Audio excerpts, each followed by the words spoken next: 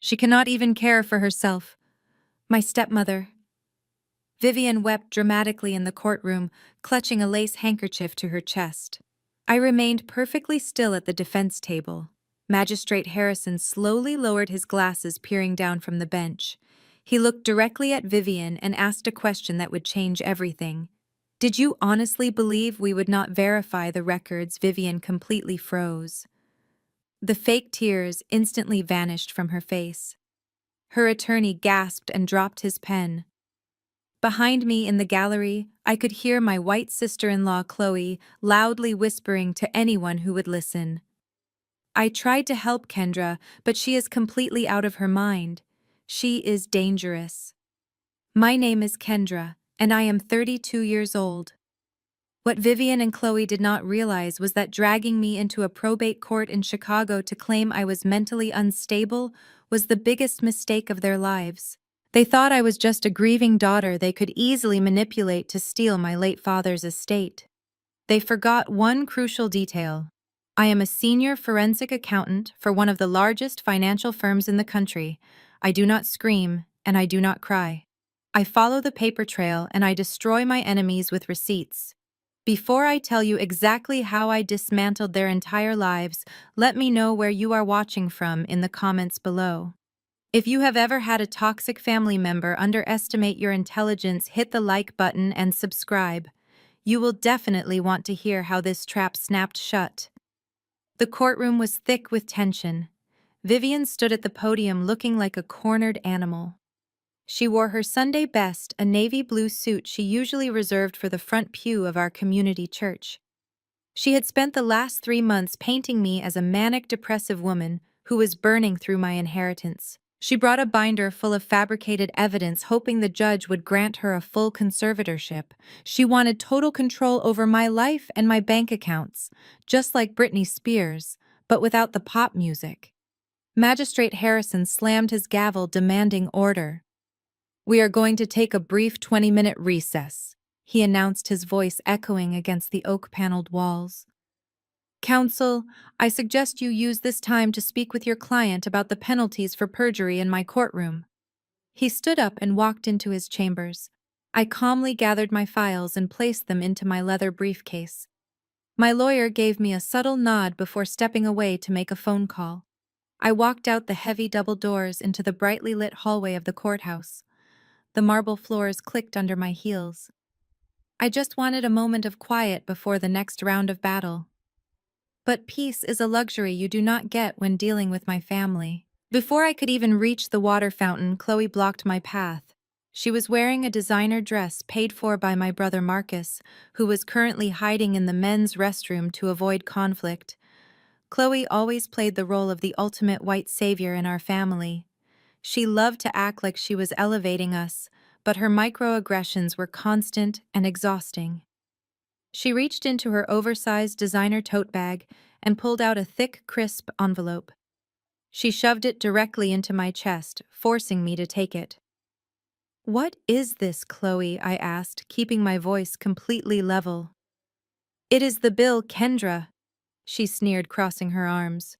"Somebody had to clean up the absolute disaster you left at the family estate. You completely trashed the place during your little manic episode last week. I had to hire a professional biohazard crew and an antique restoration specialist to fix the damage you caused. You are a complete mess and you need serious help. I am just trying to support Marcus through this tragedy." I opened the envelope and pulled out a perfectly printed invoice. The total at the bottom was exactly $45,000. It was an absurd amount of money for a cleaning service. I looked at the letterhead and immediately recognized the name of the company. It was a shell corporation registered to Chloe's maiden name. She was not just trying to have me declared legally insane, she was actively trying to extort me right outside the courtroom doors. I looked up from the fraudulent invoice and met her arrogant gaze. She expected me to break down crying or start yelling so she could point to my reaction as proof of my instability. Instead, I simply smiled at her and gently folded the paper back into the envelope.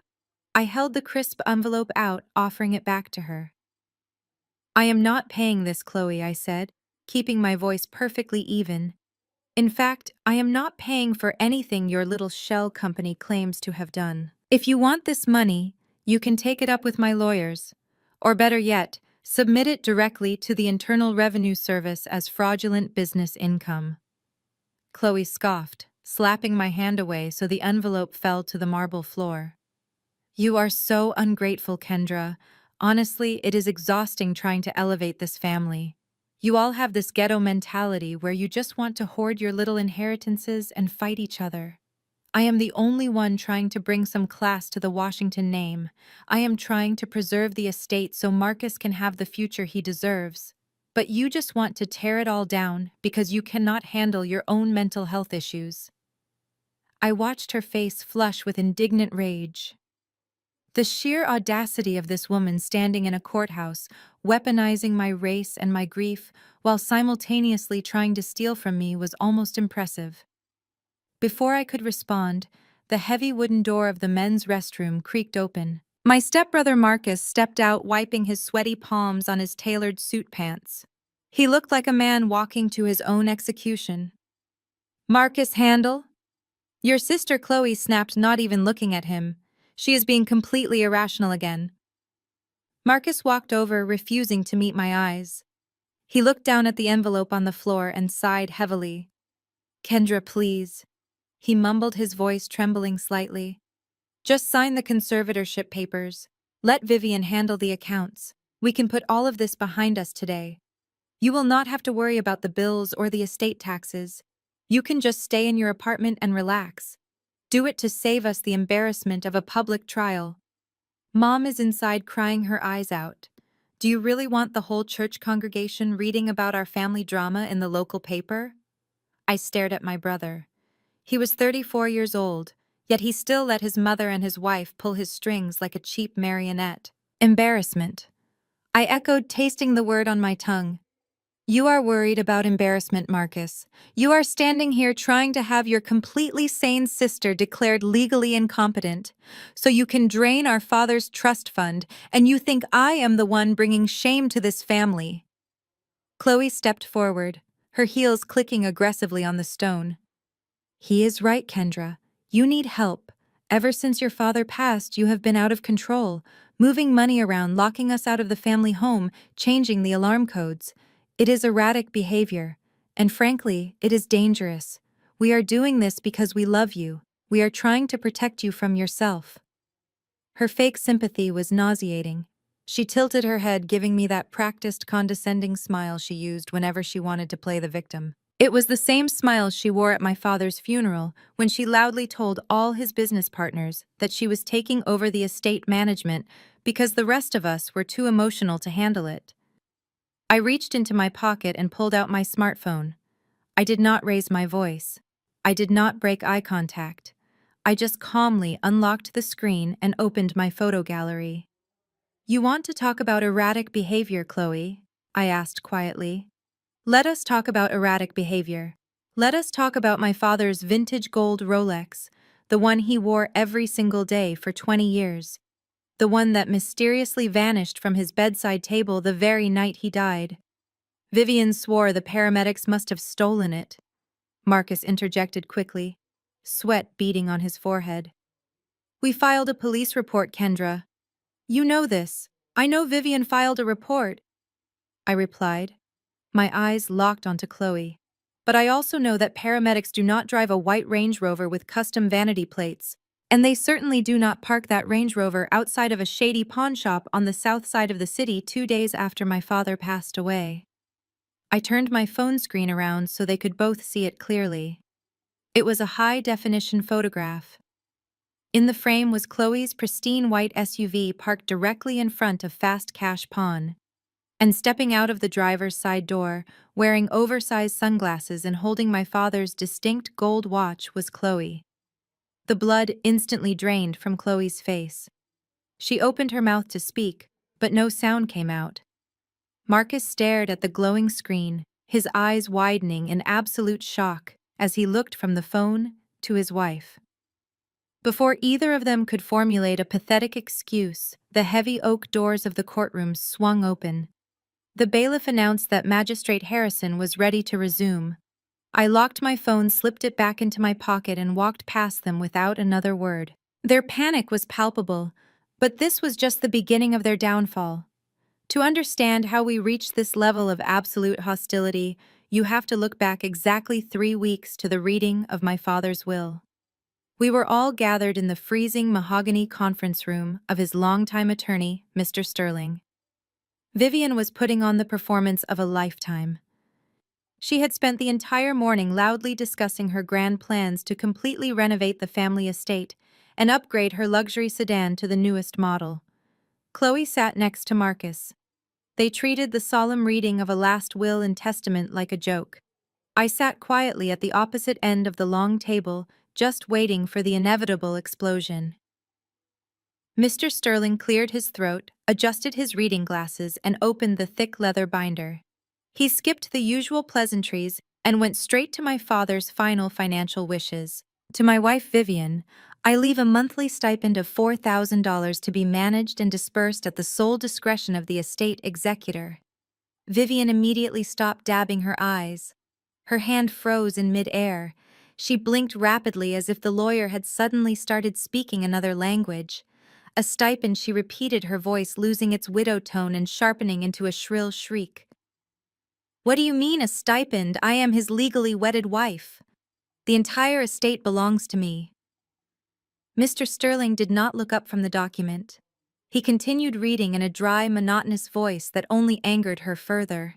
The entirety of my liquid assets, business holdings, and real estate properties, including the primary family residence, are hereby transferred into the Washington Family Irrevocable Trust.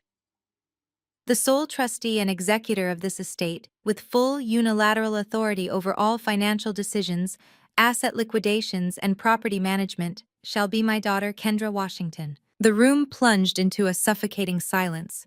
You could have heard a pin drop on the thick carpet. Then the chaos erupted exactly as I had predicted. Vivian slammed both of her hands onto the mahogany table, her heavy wooden chair screeching against the hardwood floor as she stood up violently. That is a complete lie, she screamed, her face turning an ugly shade of purple. He would never do that to me. He promised me the house. He promised me the investment accounts. You forged this document. You manipulated him when he was sick and vulnerable on his deathbed. I remained perfectly still, simply watching her unravel before my eyes. I did not manipulate anyone, Vivian, I replied calmly, leaning back in my chair. Dad knew exactly what he was doing when he signed those papers. He knew you had a severe gambling problem, and he knew Marcus was drowning in secret debt. He wanted to protect the legacy he spent his entire life building from being completely squandered in 6 months. Chloe jumped to her feet, her expensive tablet clattering loudly onto the table. This is completely unacceptable, she declared, her white savior complex shifting into high gear. You are just his daughter from a previous marriage. You have no right to hoard wealth that rightfully belongs to Marcus and Vivian. This is exactly the kind of selfish, arrogant behavior we have all been tolerating from you for years. Marcus, say something to her right now. Marcus just stared blankly at the table, rubbing his temples in defeat. Vivian leaned aggressively across the table, pointing a shaking finger directly at my face. You listen to me, you arrogant little brat, she hissed, her church lady mask completely gone. You are not taking my money. I will hire the best lawyers in Chicago.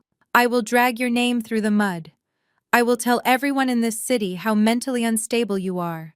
I will contest this will and have it thrown out of court if it is the last thing I do. I looked at her angry, twisted face and simply nodded. Do what you feel is necessary, Vivian, I told her softly. But she had no idea that her threat was exactly what I had been waiting for. When my father and I restructured his assets, we anticipated her greed. She was completely unaware of the ironclad no contest clause buried deep on page 42 of the document. By threatening to challenge the will in court, Vivian was stepping right into a legal bear trap that would permanently strip her of every single penny she was just promised. That bear trap, however, would take time to fully snap shut. In the immediate aftermath of the will reading, Vivian realized she needed to control the narrative. If she was going to convince a judge that I was mentally incompetent, she needed witnesses. She needed the community to believe her lies. And in our neighborhood, there was no better place to plant a poisonous seed than the First Corinthian Baptist Church on a Sunday morning. My father had been a deacon there for 20 years. His pew in the second row was practically a historical landmark. I decided to attend service that Sunday just to see how fast Vivian would launch her smear campaign. I walked through the heavy wooden doors wearing a simple black dress and immediately felt the shift in the atmosphere. The usual warm greetings from the usher board were replaced by awkward glances and hushed whispers. Women in oversized hats leaned into each other as I walked down the center aisle. Vivian had already done her groundwork.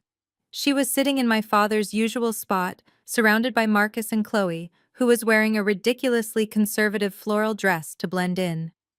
I took a seat 3 rows behind them. The service proceeded normally until Pastor Miller reached the community announcements portion of the morning. Pastor Miller was a charismatic man who loved the sound of his own voice, but he was also deeply dependent on the generous tithes my father used to provide. Vivian knew exactly how to use that financial leverage. The pastor gripped the edges of the wooden pulpit and lowered his voice into a tone of deep pastoral concern. "Church family," he began, looking out over the congregation. "Today we need to lift up a special prayer for the Washington family. As we all know, we recently lost our beloved brother Washington. But the tragedy did not end there. Sister Vivian has come to me with a heavy heart seeking our spiritual support." He paused dramatically, wiping his brow. "The devil is busy attacking the minds of our young people. We need to pray for Brother Washington's daughter Kendra. Grief is a heavy burden, and unfortunately, it has taken a severe toll on her mental health.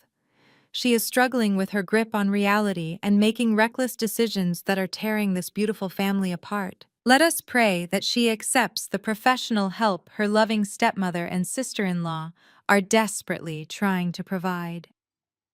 The sanctuary erupted into a chorus of sympathetic murmurs. "Amen" and "Lord help her" echoed around the room. I watched as Vivian lowered her head, pretending to wipe away tears. Chloe reached over and rubbed Vivian's shoulder, looking around to make sure everyone saw her performance as the supportive white ally. Marcus just stared at the floor, looking miserable. They were publicly humiliating me, trying to build a documented history of my supposed insanity. They figured if the entire church believed I was crazy, the probate judge would believe it too. The offering plates were being passed around the sanctuary by the ushers. The organist began playing a soft hymn.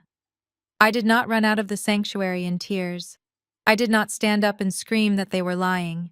That is exactly what a mentally unstable person would do. Instead, I calmly stood up from my pew, smoothed down my dress, and walked confidently straight down the center aisle toward the altar.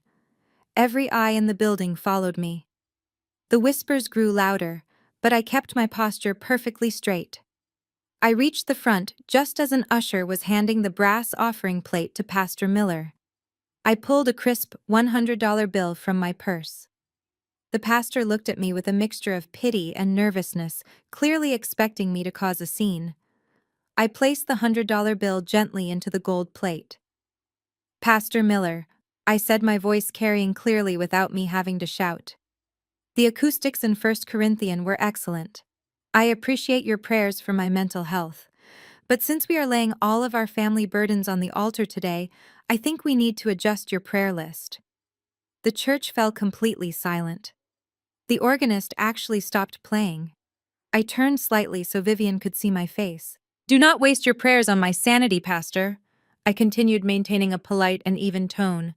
"You should probably ask the Lord to protect Vivian's offshore bank accounts in the Cayman Islands, because the Internal Revenue Service is going to need a lot more than a simple Sunday prayer when they finally find out she has been intentionally hiding illegal, undeclared assets from the federal government for the last 5 consecutive years without ever telling anyone."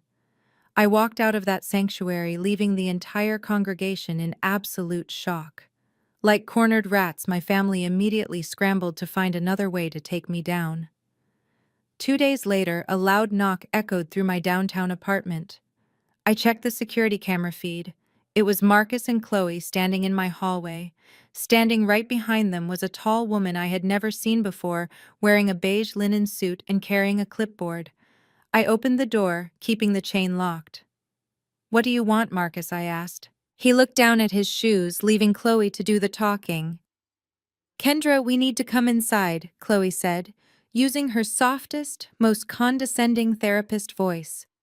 "We are here because we love you, and we are extremely worried about your rapid cognitive decline. We brought someone very special to meet you. Open the door, Kendra, or we will be forced to involve the authorities." I unlatched the chain and let them step inside my apartment. I wanted to see exactly how far they were willing to take this charade. The strange woman walked in and immediately started looking around my clean, organized living room as if she was inspecting a crime scene. "Hello, Kendra," the woman said, offering a fake compassionate smile. "My name is Dr. Evelyn Hayes. I am a holistic wellness coach and behavioral interventionist. Your brother and sister-in-law hired me because they are deeply concerned about the paranoid delusions you have been experiencing lately." I crossed my arms and stared at Chloe. "An intervention?" I asked, my voice completely flat. "You brought a fake wellness coach to my home for an intervention." Chloe let out a dramatic sigh and placed her designer bag on my kitchen counter. "She is not fake, Kendra. She is here to help you process the intense hallucinations you had at church on Sunday. You stood up in front of the entire congregation and started screaming about offshore bank accounts and the IRS. You completely humiliated your mother. Vivian is devastated. You are imagining these massive financial conspiracies because your mind is desperately trying to cope with the trauma of losing your father." Marcus finally looked up and nodded eagerly. "Yes, Kendra," he added quickly. "You are seeing things that are not there. You keep talking about missing assets and hidden money, but the estate lawyer already showed us the initial paperwork. Everything is perfectly fine. You need to check yourself into a facility and let Dr. Hayes help you before you completely lose your grip on reality." I walked over to my kitchen island and poured myself a glass of water. They were actively trying to gaslight me in my own home. They wanted me to doubt my own professional expertise. They thought if they repeated the lie enough times, I would magically forget how to do my job. Chloe stepped closer to me, her eyes wide with manufactured pity. "Kendra, you are exhausted," she whispered, reaching out to touch my arm. I stepped back before she could make contact. "Just sign the temporary power of attorney over to Marcus," she continued. "Let us manage the trust while you focus on healing. You keep saying money is missing from the estate, but it is all in your head. There is no missing money. Your brain is just playing cruel tricks on you." Dr. Hayes pulled a pen from her clipboard and held out a stack of medical release forms. "We have a wonderful private holistic retreat in upstate New York," she said smoothly. "You can rest there for a few months. Your family will take care of the financial burden. All you have to do is sign these documents right now." I looked at the three of them standing in my living room trying to trap me in their little web of lies. I took a slow sip of my water and set the glass down on the granite counter. "I am not hallucinating, Chloe," I said clearly and firmly, "and I am definitely not imagining things. In fact, my vision has never been clearer." I walked over to my dining table and picked up a thick blue folder, holding it up for them to see. I did not just review the primary trust documents, I explained, watching their confident expressions begin to falter. I spent the last 48 hours doing a complete forensic audit of the secondary estate accounts and the offshore holdings. You thought I was acting paranoid, but I already tracked every single penny. My brain is not playing tricks on me because math does not lie. I opened the folder and pulled out the top sheet of paper. Exactly $150,000 is missing from my father's secondary investment portfolio. Exactly $150,000 is missing from my father's secondary investment portfolio. The color drained from Chloe's face.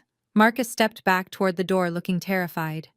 "Get out of my apartment," I said, my voice dropping to a dangerous whisper. "Take your fake coach and leave before I call the authorities and have you arrested for extortion." They practically tripped over each other, rushing out into the hallway. I locked the deadbolt, thinking I had won the battle. I sat down at my dining table to continue reviewing the offshore accounts. I needed to find out exactly where that missing money went. But my toxic family was not done. They were just changing their tactics from psychological manipulation to physical danger. Less than 2 hours later, a loud, aggressive pounding rattled my front door.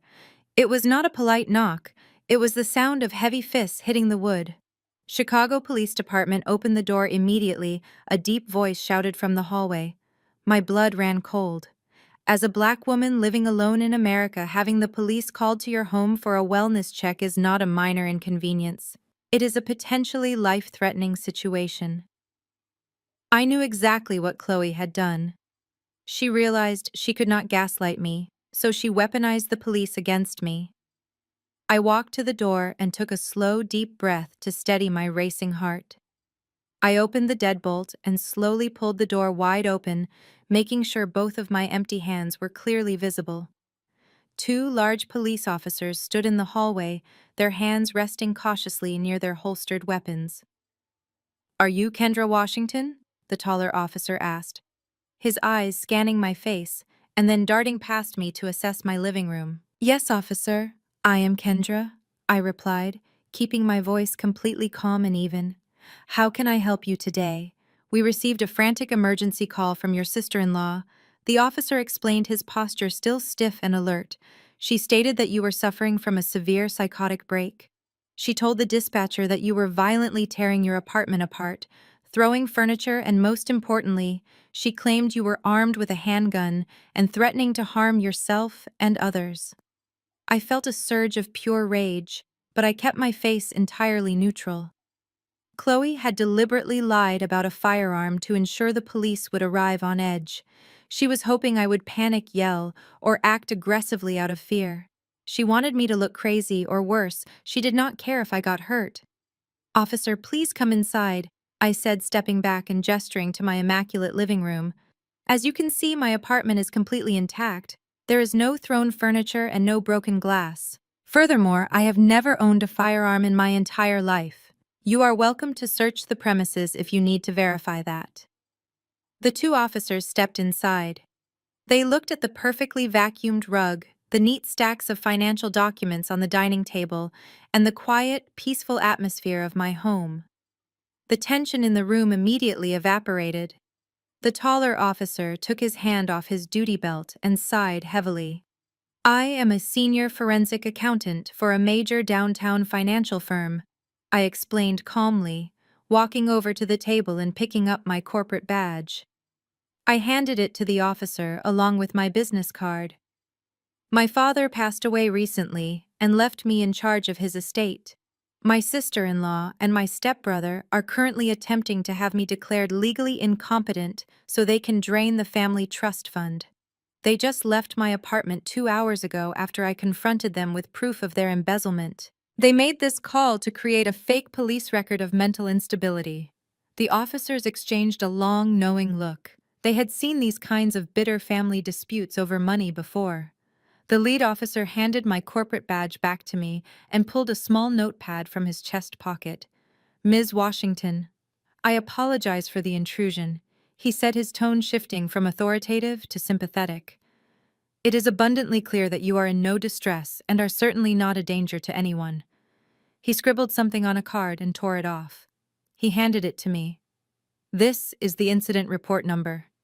He continued, his eyes hardening with professional disgust. "Making a false emergency call and lying about a firearm is a serious misdemeanor.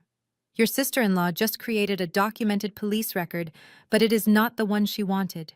You can use this report to file criminal harassment charges against her whenever you are ready." The two officers left, quietly closing the door behind them. I stood in the silence of my living room, holding the small card with the incident report number. Chloe had just handed me a loaded weapon in our legal battle, but I was not ready to fire it just yet. I needed the rest of the ammunition. I walked over to my dining table and packed my laptop into my leather bag. I could not stay in this apartment anymore. If they were willing to call the police to stage a psychotic break, they could easily try something worse. I needed a secure network, and I needed someone who could dig deeper than my corporate clearances allowed. I grabbed my car keys and drove straight to the industrial district on the west side of Chicago. I parked outside a converted warehouse that looked completely abandoned. I walked up 3 flights of concrete stairs and knocked twice on a heavy steel door. The door clicked open, revealing a massive loft filled with server racks and empty energy drink cans. Sitting behind a desk with 4 glowing monitors was my oldest friend from college, Derek. He was a former cybersecurity analyst who got fired from a major tech firm for hacking into his own boss's emails to expose corporate fraud. Now he worked as an independent private investigator and digital forensics expert. He was brilliant and completely off the grid. "You look like you just survived a hostage situation," Derek said, spinning around in his ergonomic chair and tossing me a bottle of water. I caught the bottle and pulled up a chair next to his workstation. "It was close," I replied, taking a sip. "My family just tried to swat me. My white sister-in-law told the Chicago police I was having a violent psychotic break and was armed with a handgun." Derek stopped smiling immediately. His hands hovered over his keyboard. "Are you serious, Kendra?" he asked, his voice tight with anger. "That is attempted murder. They wanted the cops to walk in shooting." "I know," I said, keeping my emotions locked down. "The police saw right through it, but it proves my family is getting desperate. They know I am auditing my late father's estate, and they are terrified of what I am going to find. I need your help, Derek." I found a hole in the secondary investment portfolio. Exactly $150,000 was liquidated and wired out 2 days before my father died. I tracked the wire to an offshore holding company, but the trail goes cold after that. "I need you to break through the corporate veil. Hand me the routing numbers," Derek said, his fingers already flying across his mechanical keyboard with a loud clacking sound. I opened my laptop and read the transaction IDs and Swift codes. We fell into an easy rhythm, working side by side like we used to during our late-night study sessions in college. I handled the financial logic, and he handled the digital locks. For the next 3 hours, we chased the ghost money. They were clever, I have to admit. The funds were not simply transferred. They were bounced through a series of complex microtransactions designed to avoid triggering standard banking alerts. The money went from the estate account to a dummy corporation in Delaware, then fragmented into 5 smaller wires sent to a holding company in the Bahamas. "Whoever set this up knew what they were doing," I murmured, watching lines of code scroll rapidly across Derek's third monitor. "Or they paid someone a lot of money to do it for them," Derek countered, his eyes darting back and forth. "But they made one stupid mistake. They got lazy on the final transfer. They aggregated the funds back into a single lump sum before sending it to the final destination account. I got a ping on the routing number. It landed in a domestic corporate account based right here in Illinois." "Who owns the account?" I asked, leaning closer to the screen. Derek rapidly typed a series of commands pinging the Illinois Secretary of State Business Registration database. "Let us find out," he muttered. He pulled the articles of incorporation for the final shell company. It was listed as a high-end vintage furniture curation service. The screen flashed and a scanned PDF document appeared displaying the original registration signatures. Derek enlarged the image and pointed to the bottom of the screen. "Look at the managing director," he said softly. I stared at the name printed clearly on the screen. It was not Vivian. My stepmother had nothing to do with this specific theft. The shell company was registered under the maiden name of my wonderful supportive sister-in-law, Chloe. The shell company was registered under Chloe's maiden name. The sheer audacity of her actions made me laugh out loud in the dark warehouse. Derek quickly pulled up her recent public social media profiles. Chloe was not just hiding the stolen money, she was actively spending it. Right now, she was hosting an exclusive charity gala at the Oak Brook Country Club. The event was supposedly designed to raise awareness for mental health initiatives. This was a sickeningly ironic twist, considering she had just sent the police to my house for a fake psychiatric emergency. I grabbed my laptop bag and drove back to my downtown apartment. I had 30 minutes to change my clothes and prepare my next move. I bypassed the business suits and pulled out an emerald green silk gown. If I was going to crash a high society country club event, I was going to do it looking completely unbothered. I drove to the sprawling estate, handed my keys to the valet, and walked right past the front desk. I knew exactly how to navigate these elite spaces. You just walk with enough authority and cold confidence that nobody dares question your presence. The grand ballroom was dripping with crystal chandeliers and massive floral arrangements. Waitstaff in crisp white tuxedos carried silver trays of expensive appetizers through the crowd. I spotted Chloe almost immediately. She wore a custom white designer dress, holding a crystal flute of champagne, and holding court with wealthy older white women. They stood near the main bar, laughing loudly and patting each other on the back for being charitable saviors. I walked directly toward the bar, positioning myself right next to her affluent circle. The bartender approached and asked what I wanted to drink. I ordered a neat bourbon, speaking just loudly enough to cut through their polite aristocratic chatter. I took a slow sip and turned slightly toward the woman closest to Chloe. She wore a massive diamond necklace that caught the light from the chandeliers above. I smiled at the woman and complimented her jewelry. She thanked me graciously and asked if I was a friend of the lovely hostess. I looked right at Chloe, who had finally noticed me standing there. The blood instantly drained from her perfectly contoured face, leaving her pale and terrified. "I am her sister-in-law," I replied, my voice carrying easily over the soft jazz music.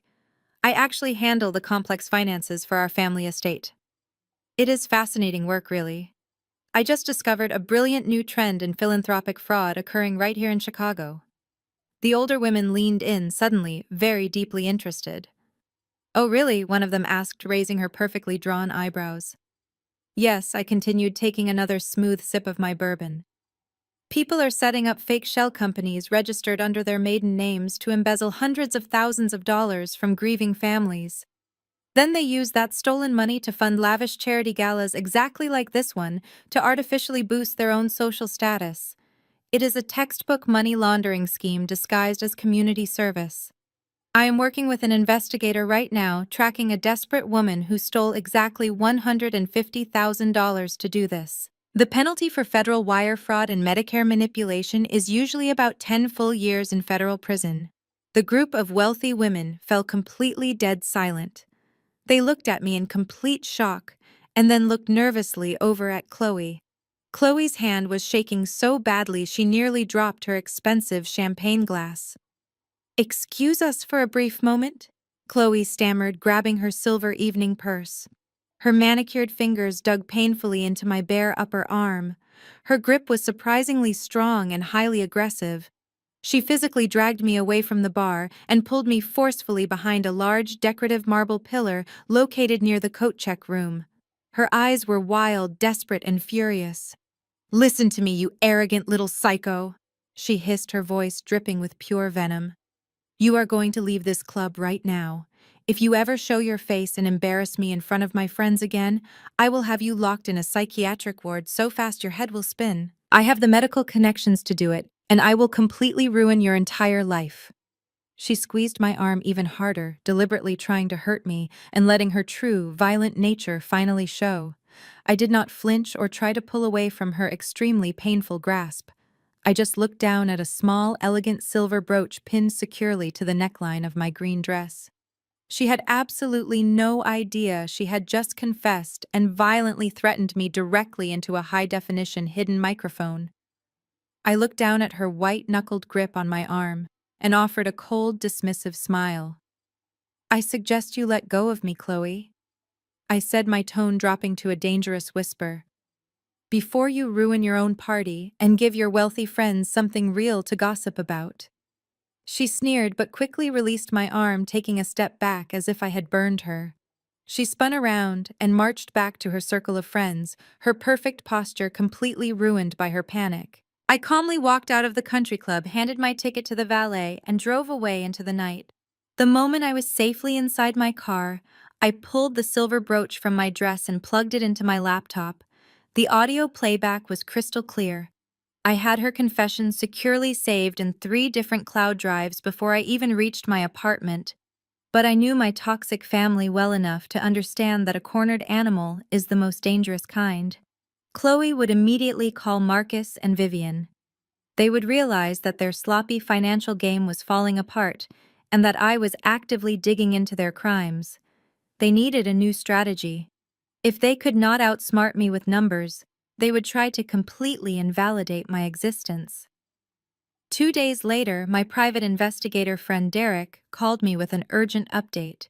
He had been monitoring their digital footprint and flagged a series of unusual transactions originating from Vivian's personal checking account. She had just written a massive retainer check to a man named Dr. Richard Carter. I asked Derek to pull everything he could find on this doctor. The profile he sent me was deeply disturbing. Dr. Carter was not a respected medical professional.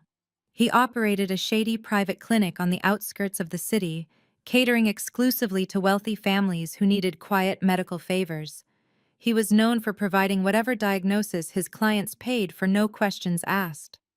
Vivian and Marcus had pivoted their entire plan. They knew they could not defeat a forensic accountant in a battle over bank statements, so they decided to erase my credibility entirely. Vivian was paying this corrupt psychiatrist to retroactively diagnose me with severe bipolar disorder. According to the preliminary notes Derek managed to intercept from the clinic's unsecured server, Vivian had spent 3 hours sitting in Dr. Carter's office, spinning a web of absolute lies. She claimed I had a long, undocumented history of manic episodes.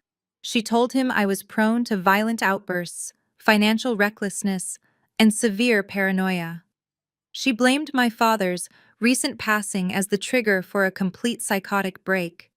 She even submitted the fake police incident report Chloe had maliciously created as hard evidence of my supposed dangerous behavior. Dr. Carter never spoke to me. He never evaluated me. He never even looked at my actual medical history. But for a $50,000 retainer, he was more than happy to sign his name to a sworn medical affidavit declaring me legally incompetent and a direct danger to my own financial well-being. They were building a fraudulent medical fortress around their embezzlement scheme to protect themselves from prison. I was sitting at my kitchen island reviewing Derek's latest findings when a sharp knock echoed from my front door. I checked the camera expecting another fake wellness check. Instead, I saw a man in a plain gray suit holding a thick manila envelope. He did not look like police. He looked like a courier. I opened the door cautiously. "Kendra Washington?" he asked, looking down at a clipboard. "Yes," I replied. He shoved the heavy envelope into my hands. "You have been served," he said, turning around and walking quickly down the hallway. I locked the door and carried the envelope to the kitchen counter. My hands were perfectly steady as I tore open the seal and pulled out the thick stack of legal documents. The bold black letters at the top of the first page made my blood run instantly cold. It was a formal petition filed in the probate court of Chicago. The petitioners were listed as Vivian Washington and Marcus Washington. They were formally requesting the court to strip me of my rights, my assets, and my personal autonomy. Attached to the petition was Dr. Carter's fraudulent psychiatric evaluation. They were not just trying to steal my father's money anymore. They were trying to take away my freedom completely. They were actually trying to Britney Spears me. I stared at the legal threat lying on my granite counter and realized this was no longer just a simple family dispute over a trust fund. This was a declaration of absolute war, and I was ready to fight back with everything I had. 2 weeks later, I found myself sitting in a freezing conference room high above the Chicago skyline. It was the official pre-trial deposition. A court reporter sat in the corner silently typing every single word on her stenograph machine. Across the long, polished mahogany table sat Vivian and her heavily overpaid attorney, Mr. Caldwell. Marcus and Chloe were conveniently absent, likely hiding from the legal crossfire they had helped create. Mr. Caldwell was a classic corporate bulldog. He wore a custom-tailored suit and had a habit of adjusting his expensive silk tie every time he was about to deliver what he thought was a lethal legal blow. My own attorney David sat quietly beside me taking meticulous notes. I had specifically instructed David to let Mr. Caldwell do all the talking. I wanted Vivian and her lawyer to feel completely confident. I wanted them to overplay their hand so badly that they could never walk it back. Mr. Caldwell leaned forward, resting his elbows aggressively on the table. He looked at me with a mixture of manufactured pity and genuine contempt. "Miss Washington," he began, his voice dripping with practiced condescension. "We are here today to establish the facts regarding your recent mental health struggles and your inability to properly manage the Washington Family Trust. My client, your loving stepmother, is simply trying to protect you from your own destructive behavior." I stared at him without blinking. I did not offer a polite smile or a defensive angry outburst. I just waited for him to present his fabricated evidence. Mr. Caldwell smirked, taking my total silence as a sign of medicated weakness. "Let us review your recent financial history, Miss Washington," he continued, flipping open a thick leather binder. "Over the past month, you have displayed highly erratic spending patterns. You locked your family out of their ancestral home, causing severe emotional distress to a grieving widow. But more importantly, you have been hemorrhaging cash at an alarming rate." He pulled out a heavy stack of bank statements and slid them aggressively across the polished table toward me. "As a forensic accountant, you must appreciate the clear story that numbers tell," he said, his tone turning sharp and accusatory. "These records show massive withdrawals and bizarre transfers that clearly indicate a woman experiencing a severe manic episode." I glanced down at the papers without touching them. They were official copies of the trust accounts mixed with fabricated summaries. Mr. Caldwell was building momentum, raising his voice for the benefit of the court reporter. "Your behavior has become so unpredictable and dangerous that you even attempted to secretly check yourself into a psychiatric facility," he declared loudly, pointing an accusing finger at me. Vivian let out a soft, calculated sob, dabbing her perfectly dry eyes with a lace tissue. I finally spoke, keeping my voice entirely flat and devoid of emotion. "I have never checked myself into a psychiatric facility, Mr. Caldwell." He smiled, a predatory grin showing all his teeth. "Then how do you explain this, Miss Washington?" He dramatically pulled a single sheet of paper from his binder and placed it directly in front of me, sliding it over the other documents. It was a wire transfer confirmation receipt from our primary banking institution. I looked at the document. It was a formal authorization moving exactly $200,000 from the primary estate trust account directly to the Serenity Pines Behavioral Wellness Center. The date on the wire transfer was just 4 days ago. "This is a massive sum of money," he pressed, leaning closer to me across the table. $200,000 sent to an exclusive luxury psychiatric facility. You are clearly aware of your rapidly declining mental state, and you are desperately trying to buy your way into private, discreet treatment, using funds that rightfully belong to the entire family. You are a danger to the estate and a profound danger to yourself. Just admit that you authorized this massive transfer, and we can end this painful process today." David shifted slightly in his chair, ready to object to the badgering, but I placed a gentle hand on his arm to stop him. I calmly picked up the wire transfer document and examined it closely. I looked at the routing numbers, the originating account details, and finally my eyes landed on the signature line at the very bottom of the page. The authorization required the signature of the primary trustee to clear the bank. My name was signed on that line in bold black ink. But as I stared at the specific loops and angles of the cursive letters, a genuine feeling of amusement bubbled up inside my chest. I tried to suppress it, but I simply could not. I let out a sharp, unexpected laugh. The bright sound echoed loudly in the quiet, tense conference room. Vivian dropped her lace tissue and glared at me with absolute hatred. Mr. Caldwell looked deeply offended, stepping back from the table. "You find this amusing, Miss Washington?" He snapped, his face turning a dark shade of red. "You are bleeding your family's legacy dry to treat your psychological breakdown, and you think it is funny." I placed the document back on the table and tapped my index finger directly on the signature line. "I find it hilarious, Mr. Caldwell," I replied, leaning forward to meet his angry gaze. "Because I did not authorize this $200,000 transfer. I did not sign this federal document. If you look very closely at the downward stroke on the letter K and the heavy pressure on the W, You will notice a distinct leftward slant.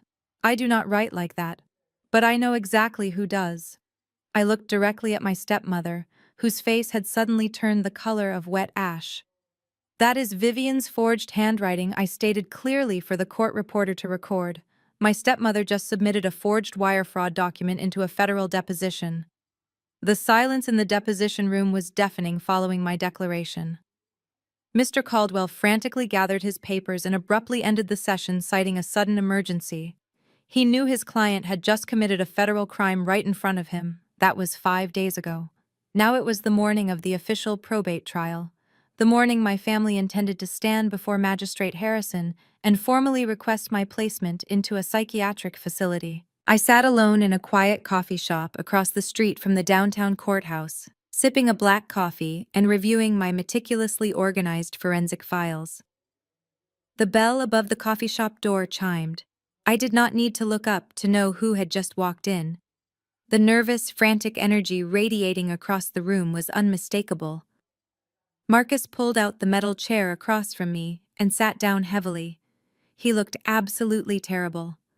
The custom suit he wore was wrinkled and dark circles framed his bloodshot eyes. He was sweating profusely despite the cool morning air conditioning. He looked nervously around the empty cafe before leaning across the small wooden table. "Kendra, we need to talk," he whispered, his voice trembling with poorly concealed panic. I took a slow sip of my coffee and set the cup down carefully. "I am listening, Marcus," I replied, keeping my expression completely neutral. He swallowed hard, wiping sweat from his forehead. "This whole situation has gotten completely out of hand," he began, trying to sound reasonable. "Mom is extremely stressed. Chloe is having panic attacks. The family is falling apart, Kendra. We do not want to go into that courtroom today and destroy your reputation. We want to find a peaceful resolution." I raised a single eyebrow, waiting for the actual point of his sudden visit. Marcus leaned closer, lowering his voice even further. "I convinced Mom to offer you a settlement deal," he said, rushing the words out. "If you agree to transfer exactly 50% of the total estate assets into her name, she will drop the entire conservatorship petition. She will withdraw the medical affidavit from Dr. Carter. We will walk away and let you keep the other half. We can pretend none of this ever happened and move on." I stared at my stepbrother, studying his desperate face. He was trying to frame this as a generous compromise. He wanted me to believe he was saving me from the humiliation of a public trial. But I am a forensic accountant. My entire career is based on seeing the truth hidden beneath the numbers and the lies. I looked at his shaking hands and his panicked eyes, and I instantly realized the truth. Marcus was not here to save me. He was here to save himself. The forged wire transfer document from the deposition had completely terrified him. He finally understood that Vivian and Chloe had not just played a dirty family trick. They had crossed the line into serious federal offenses. Wire fraud and forgery carried massive mandatory prison sentences. Marcus was suddenly realizing that he was an accessory to a major felony. "You are not offering me a deal, Marcus," I said, my voice low and steady. "You are begging for a life raft. You saw the forged signature on that $200,000 transfer, and you finally realized your mother is going to federal prison. Now you are terrified that you are going to be dragged down right alongside her." His eyes darted nervously toward the cafe window. "Kendra, please," he begged, his voice cracking. "If we go into that courtroom today, there is no turning back. Mom is determined to destroy you if you do not pay her. Just give her half the money and save yourself." I slowly closed my leather portfolio and slid it into my briefcase. I leaned forward, resting my arms on the table, and looked directly into his terrified eyes. "Let me explain exactly what is going to happen today, Marcus," I told him, my tone completely devoid of any sympathy. "I am not giving Vivian a single dime of my father's money. I am going to walk into that courthouse and I am going to mathematically dismantle every single lie your wife and your mother have told. They are both going to lose everything. But you have one final choice to make." I stood up, picking up my briefcase and looking down at him. "You have exactly 24 hours to contact the district attorney and officially turn state's evidence against your mother and your wife," I said coldly. If you testify against them, I will not name you in the civil fraud lawsuit. But if you walk into that courtroom today and support their lies, you will go down with them. I left Marcus sitting frozen in the coffee shop. 2 hours later, the heavy wooden doors of the probate courtroom swung open and we were on the record. Magistrate Harrison took his seat at the high bench. At the petitioner's table, Vivian sat with perfect posture, wearing a conservative navy suit. Her attorney, Mr. Caldwell, stood next to her, looking incredibly confident, despite the disaster of our previous deposition. He clearly believed medical authority would override any financial evidence I presented. Marcus sat behind them in the gallery, looking absolutely sick to his stomach. Next to him sat Chloe, wearing a pristine white blouse and a subtle smirk. She looked completely unaware of the legal avalanche hanging directly over her head. Mr. Caldwell cleared his throat. "Your Honor," he began, his voice booming across the room. "To establish the severe necessity of this conservatorship, we call our primary expert witness to the stand. We call Dr. Richard Carter to testify regarding the rapidly deteriorating mental state of the respondent, Kendra Washington." The bailiff opened the side door and Dr. Carter walked in. He looked the part of a distinguished medical professional. He wore a tailored charcoal suit and carried a thick leather portfolio. His silver hair was perfectly combed, and he offered the judge a respectful nod before taking his seat in the witness box. He placed his left hand on the Bible and swore to tell the truth. It was a chilling display of comfortable perjury. Mr. Caldwell approached the podium. "Dr. Carter, could you please share your professional medical assessment regarding Kendra Washington with this court?" Dr. Carter adjusted the microphone and looked at me with a manufactured expression of clinical pity. "Based on my extensive review of the behavioral reports, police records, and family testimonials, I have diagnosed Miss Washington with severe bipolar disorder accompanied by acute paranoid delusions." He spoke with such smooth authority that a lesser person might have doubted their own sanity. The sudden loss of her father served as a massive psychological trigger.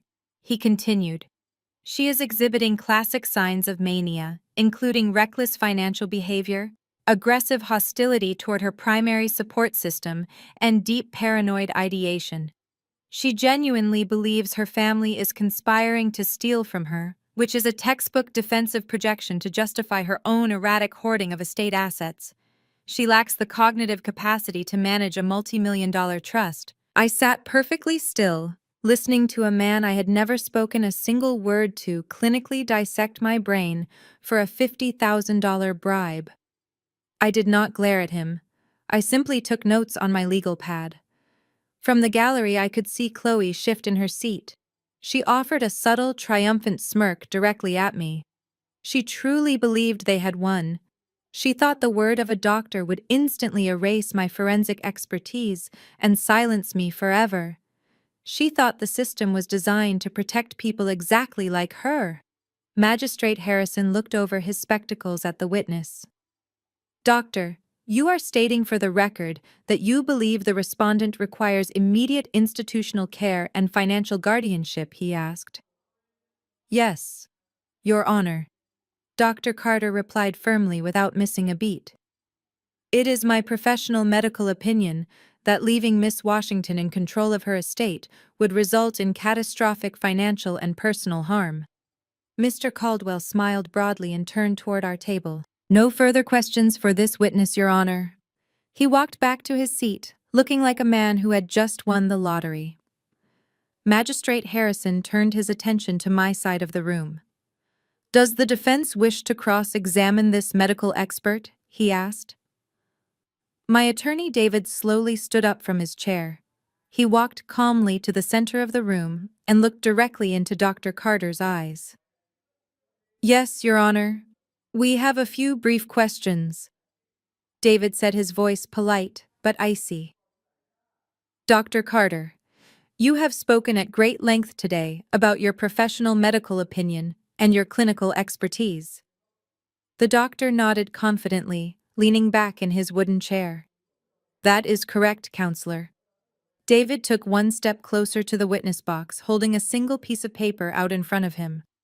For the official court record, Dr. Carter, could you please state the exact identification number of your active medical license to practice psychiatry in the state of Illinois? The smooth, confident smile instantly vanished from Dr. Carter's face. He blinked rapidly, staring at the paper in David's hand. The courtroom fell completely silent. The distinguished medical expert opened his mouth to speak, but absolutely no words came out. He just sat there frozen under the bright fluorescent lights, unable to answer the simplest question a doctor could ever be asked. The silence stretched on thick and suffocating. Dr. Carter shifted his weight in the heavy wooden chair, his eyes darting frantically toward Mr. Caldwell for some kind of lifeline. I do not see the relevance of reciting my license number from memory. He finally stammered, his smooth, authoritative voice completely cracking. I have provided my professional clinic letterhead to the court. My credentials speak for themselves. David did not back down. He took another step toward the witness stand, holding the single piece of paper firmly in his hand. Your credentials absolutely do speak for themselves, Dr. Carter, David replied, his voice echoing loudly in the tense courtroom. Or rather, I should call you Mr. Carter since you no longer possess the legal right to use that medical title in the state of Illinois. Mr. Caldwell shot up from his chair, slamming his hands flat on the petitioner table. Objection, Your Honor, he shouted, his face turning a dark shade of crimson. This is outrageous badgering. My client hired a respected medical professional to conduct an independent evaluation. The defense is trying to assassinate his character to distract from the respondent's obvious mental decline. Magistrate Harrison raised his hand, silencing the angry lawyer instantly. Overruled, counselor. The judge barked, his eyes narrowing sharply at the man in the witness box. I am highly interested in what the defense has to say. Proceed, David. Thank you, Your Honor, David said, turning his back on Dr. Carter and approaching the bench. I would like to submit Defense Exhibit C into the official court record.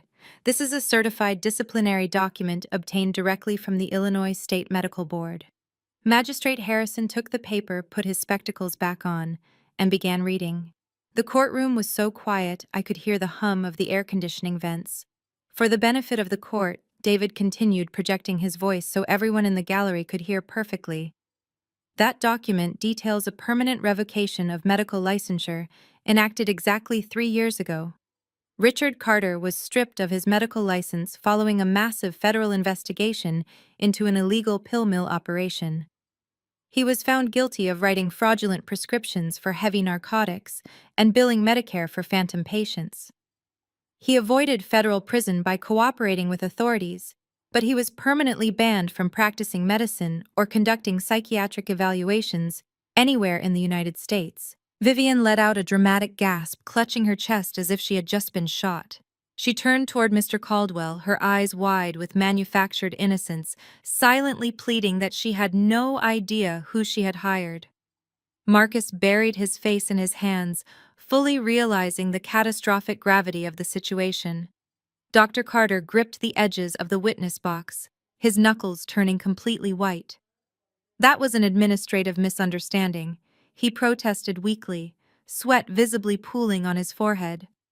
I am still a certified holistic wellness consultant. A wellness consultant is not a licensed psychiatrist. Magistrate Harrison interrupted, his voice dropping to a dangerous, icy register. You sat in my courtroom, placed your hand on a Bible, and swore under oath that you were a practicing medical expert. You just committed blatant perjury in a federal probate hearing. But David was not finished. He turned away from the judge and walked directly toward the gallery, stopping just a few feet away from where my sister-in-law was sitting. Your Honor, the defense has one more crucial detail regarding this so-called medical evaluation. David announced, his eyes locked dead onto Chloe. We found it highly suspicious that Vivian Washington managed to find a disgraced, unlicensed doctor willing to risk jail time to fabricate a bipolar diagnosis for a woman he never even met. So we dug a little deeper into Mr. Carter's personal background. Chloe suddenly sat up perfectly straight, her face draining of all color. She reached out and grabbed Marcus by the arm, her fingernails digging into his expensive suit jacket. It turns out that Richard Carter did not just magically appear in Vivian's life, David explained, turning back to face the judge. His mother and Chloe's mother are biological sisters. The man sitting in the witness box. The man paid $50,000 from my clients, stolen estate funds, to falsely declare her legally insane, is actually Chloe's first cousin. A gasp rippled through the courtroom gallery. Chloe tried to stand up, her mouth opening to scream a denial, but Marcus physically pulled her back down into her seat, terrified of causing a larger scene. Magistrate Harrison slowly lowered the disciplinary document onto his desk. He turned his head and locked his furious, unblinking gaze directly onto Mr. Caldwell. The corporate attorney stood frozen, his mouth slightly open, looking like he was about to completely faint. The corporate attorney stood frozen, his mouth slightly open, looking like he was about to completely faint. Magistrate Harrison leaned forward, resting his elbows heavily on the elevated bench. "Counselor," he said, his voice dangerously quiet, "you have exactly 10 seconds to explain why I should not have you arrested immediately for suborning perjury." Mr. Caldwell gripped the edges of his table, his knuckles turning white. "Your Honor, I swear I had no prior knowledge of this man's revoked license," he stammered, his voice devoid of its former arrogance. "My client provided the medical expert. I was assured he was fully credentialed. I withdraw him as a witness immediately." Dr. Carter realized the trap had fully closed. He suddenly stood up from the witness box, grabbing his leather portfolio. "If I am no longer needed, I will just take my leave," he muttered, turning toward the side exit. "Sit down, Mr. Carter," the magistrate barked with such sudden ferocity that the disgraced doctor dropped his portfolio, spilling papers over the floor. "You are not going anywhere until the federal marshals arrive to take you into custody for perjury." That was the breaking point. The moment the word custody echoed through the courtroom, the delicate white savior facade Chloe had maintained for years shattered. She had spent $150,000 of stolen money to fund her lavish lifestyle and $50,000 more to buy this fake diagnosis. Now her cousin was about to be arrested, and the money was gone. She abruptly shoved her chair back, the wooden legs scraping across the polished floor. "This is a complete setup!" Chloe screamed, pointing a shaking, manicured finger directly at me. "You rigged this, Kendra. You manipulated the medical records. You bought off the judge." Marcus scrambled out of his seat, desperately grabbing her arm. "Chloe, please sit down," he begged, his voice cracking in absolute panic. "You are making it much worse. Let go of me, you pathetic coward," she hissed violently, shoving her husband backward so hard he stumbled and fell against the pews. She stepped out into the center aisle, ignoring the heavy gavel Magistrate Harrison was slamming against his sounding block. "You think you are so smart?" Chloe yelled, her face twisted into an ugly mask of pure hatred. "You think because you wear a fancy suit and work in a corporate office that you deserve this massive wealth. You do not. People like you do not know what to do with real money. You hoard it. You ruin it. I am the only one who knows how to properly elevate this family name. I am the one who brought actual class to your ghetto dynamic. Without my guidance, you are all just worthless trash." The entire courtroom froze. The blatant racism and classist entitlement hanging in the air was so heavy it felt suffocating. Vivian sat at the petitioner's table, her face buried in her hands, completely destroyed by the monster she had brought into our family. I simply sat at the defense table, my posture straight and my expression completely neutral. I did not need to defend myself. Chloe was doing all the work for me, exposing her true nature to a federal judge. "You stole that money from us," Chloe continued, her voice echoing wildly off the high ceilings. "That trust fund belonged to Marcus. It belonged to me. We deserved it. You are just a bitter, lonely woman who wants to punish us because you will never fit into high society. I was trying to save this family from your psychotic hoarding. You belong in a cage." "Order in my courtroom!" Magistrate Harrison roared, his voice booming over her unhinged rant. "Madam, you will close your mouth and step back behind the gallery barrier immediately." Chloe whipped her head around to glare at the judge, lost in her own delusion of superiority. "You cannot tell me what to do," she snapped, her chest heaving. "I know my rights. I know powerful people in this city who can have you removed from the bench for treating me this way. I am the true victim here." Magistrate Harrison did not blink. He looked down at her with an expression of absolute disgust. "You are no victim, madam," he said, his voice icy and resolute. "You are a severely disturbed individual who just admitted to attempting to defraud a federal trust, and you have thoroughly disrupted a formal legal proceeding. I am holding you in direct criminal contempt of court." He looked past her to the armed officers standing near the heavy wooden doors. "Bailiffs, detain this woman immediately. Put her in handcuffs and remove her from my sight." Two large officers stepped forward, pulling metal cuffs from their belts. Chloe suddenly realized the reality. Two large officers stepped forward, pulling metal cuffs from their belts. Chloe suddenly realized the reality. This was not a country club disagreement she could escape. As the cold steel clicked around her wrists, she let out a piercing shriek that echoed off the high ceiling. Marcus stood completely paralyzed, watching his wife being dragged backward toward the heavy wooden doors. She kicked and screamed, threatening to sue Chicago, but her voice was quickly muffled as bailiffs forced her out into the hallway. The heavy doors slammed shut, leaving behind absolute silence. Magistrate Harrison adjusted his robes and looked down at the petitioner's table. Mr. Caldwell looked like he had aged 10 years in the last 5 minutes. "Counselor," the magistrate said, his voice dangerously calm, "I strongly suggest you reconsider your current legal strategy before someone else leaves this courtroom in handcuffs. Do you have any further witnesses, or are we concluding this disastrous petition today?" Caldwell swallowed hard. He looked at Vivian, who was staring blankly at the doors where her daughter-in-law had just been dragged through. Vivian suddenly gripped her lawyer's sleeve. "Let me speak," she whispered fiercely, her eyes wild with desperation. "Put me on the stand right now. I can fix this." Mr. Caldwell hesitated, but he knew his career was already hanging by a thread. "Your Honor," he announced, his voice shaky, "we call the petitioner Vivian Washington to the stand." Vivian stood up, smoothing down her navy blue skirt. She walked slowly to the witness box, keeping her head bowed to perfectly play the role of the traumatized, grieving widow. She placed her hand on the Bible and swore to tell the whole truth, knowing fully well she was about to do the exact opposite.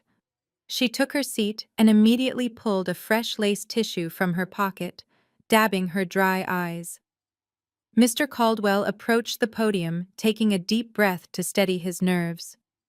"Mrs. Washington," he began softly, "this has obviously been a deeply distressing morning, but we must address the core issue of this conservatorship. Why do you firmly believe your stepdaughter is in immediate danger to herself and the family estate?"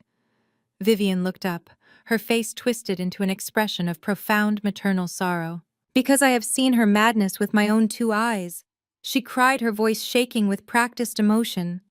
"Just last week I went to the family estate to retrieve some of my late husband's belongings. I heard a noise coming from the backyard. I walked out to the patio and I saw Kendra standing over the stone fire pit. She was completely unhinged, laughing hysterically to herself. She had bundles of $100 bills and important financial documents, throwing them straight into the roaring fire. She was burning her own inheritance. I tried to stop her, but she looked at me with these dead, crazy eyes and told me I was next. She is a danger to us all." Mr. Caldwell turned to the judge, nodding solemnly. "Thank you, Mrs. Washington. No further questions." Magistrate Harrison looked over at our table. David stood up, buttoning his suit jacket. He did not look angry. He looked entirely victorious. He walked to the center of the room, holding a small black remote control. "Mrs. Washington," David said, his voice polite and steady, "you are absolutely certain about this event. You are testifying under oath that on the afternoon of Tuesday the 14th, you witnessed my client burning cash and documents in the estate fire pit." "Yes, I am absolutely certain," Vivian replied, lifting her chin defiantly. I will never forget the terrifying look on her face. "She is entirely insane." David nodded slowly. That is fascinating, Mrs. Washington, because my client is a forensic accountant who relies heavily on verifiable data. When she assumed control of the estate, her very first action was upgrading the security system, including installing high-definition hidden cameras overlooking the entire property. Vivian suddenly froze, her confident posture completely collapsing. David pointed the remote at the large television monitor mounted on the courtroom wall and pressed a single button. The screen flickered to life, displaying crystal-clear color footage of the estate backyard. The timestamp in this corner perfectly matched the exact date and time Vivian had just sworn to. The courtroom watched in absolute silence as a figure walked into the frame and approached the stone fire pit. It was not me. I was nowhere near the property. The high-definition footage clearly showed Vivian Washington standing completely alone. She was not burning bundles of cash. She was frantically tearing pages out of my late father's personal leather-bound journals, throwing them into the flames to permanently destroy the handwritten drafts of his true final will. She was frantically tearing pages out of my late father's personal leather-bound journals, throwing them into the flames to permanently destroy the handwritten drafts of his true final will. The entire courtroom let out a collective gasp of pure shock. Vivian stared at the high-definition monitor as if a ghost had just walked into the room. The color completely drained from her face, and she slumped back against the heavy wooden chair. Mr. Caldwell buried his face in his hands, recognizing that his lucrative career was officially over. Magistrate Harrison did not yell or bang his gavel. He simply paused the video on a clear frozen frame of Vivian holding the burning documents. "That is destruction of evidence and tampering with a federal trust," the magistrate stated, his voice as cold as absolute zero. "Mrs. Washington, you are walking on a razor-thin line between civil penalties and federal prison. Do you have anything to say for yourself?" Vivian opened her mouth, but no sound came out. She just shook her head. Her perfectly crafted widow persona shattered into a million unfixable pieces. David stepped forward, shutting off the large television monitor. "Your Honor, the defense has one final piece of evidence to present. To properly explain the massive financial discrepancies alleged by the petitioner, I call my client, Kendra Washington, to the stand." I stood up from the defense table, smoothing the fine fabric of my tailored suit. I walked calmly and confidently to the witness box. I did not look at Vivian or Marcus. I kept my eyes locked respectfully on the magistrate. I placed my right hand on the Bible, swore the oath, and sat down. I was not taking the stand as a helpless victim defending her own sanity. I was taking the stand as a certified expert witness in forensic accounting. Miss Washington. David began pacing slowly in front of the empty jury box. "The petitioners submitted a bank wire transfer earlier today. They claimed you authorized a payment of exactly $200,000 to a psychiatric facility for your own mental health treatment. Can you please explain to the court exactly where that money actually went?" I adjusted the microphone and slowly opened my leather portfolio. "Yes, I can," I replied, my voice projecting clearly across the silent room. When I assumed control of the estate, I immediately initiated a standard forensic audit. I noticed a massive discrepancy involving a $200,000 wire transfer. The document Mr. Caldwell presented earlier listed the destination as the Serenity Pines Behavioral Wellness Center. However, wire transfers leave a permanent digital footprint that cannot be erased by simply forging a signature on a piece of paper. I pulled a thick stack of verified financial routing reports from my portfolio and handed them to the bailiff to pass directly to the judge. "If you follow the routing numbers, you will see that the money did not go to Serenity Pines," I explained. "The funds were initially sent to a dummy corporation in Delaware called Horizon Holdings. From there, the money was split into 4 separate payments of $50,000 each to intentionally avoid triggering federal banking alerts. Those 4 payments were then wired directly to a private medical facility in Southern California." Magistrate Harrison put his reading glasses back on and reviewed the routing documents. He looked up, his brow heavily furrowed in deep concentration. Miss Washington, this destination account does not belong to a psychiatric ward in Chicago. It belongs to the Ocean View Recovery Center in Malibu, California. That is absolutely correct, Your Honor, I stated firmly. The Ocean View Recovery Center is not a psychiatric facility for treating bipolar disorder. It is an exclusive luxury rehabilitation center specializing exclusively in severe substance abuse and chemical dependency. The $200,000 was used to pay upfront for a fully confidential 6-month residential treatment program. Vivian sat completely frozen at her table, staring blankly ahead. Marcus was staring at the floor, looking like he wanted the ground to open up and swallow him whole. David stepped closer to the witness box, resting his hand on the wooden rail. And Miss Washington, who exactly was the registered patient receiving this expensive luxury treatment in Malibu? I looked directly at Marcus, whose eyes were welling up with tears of absolute shame.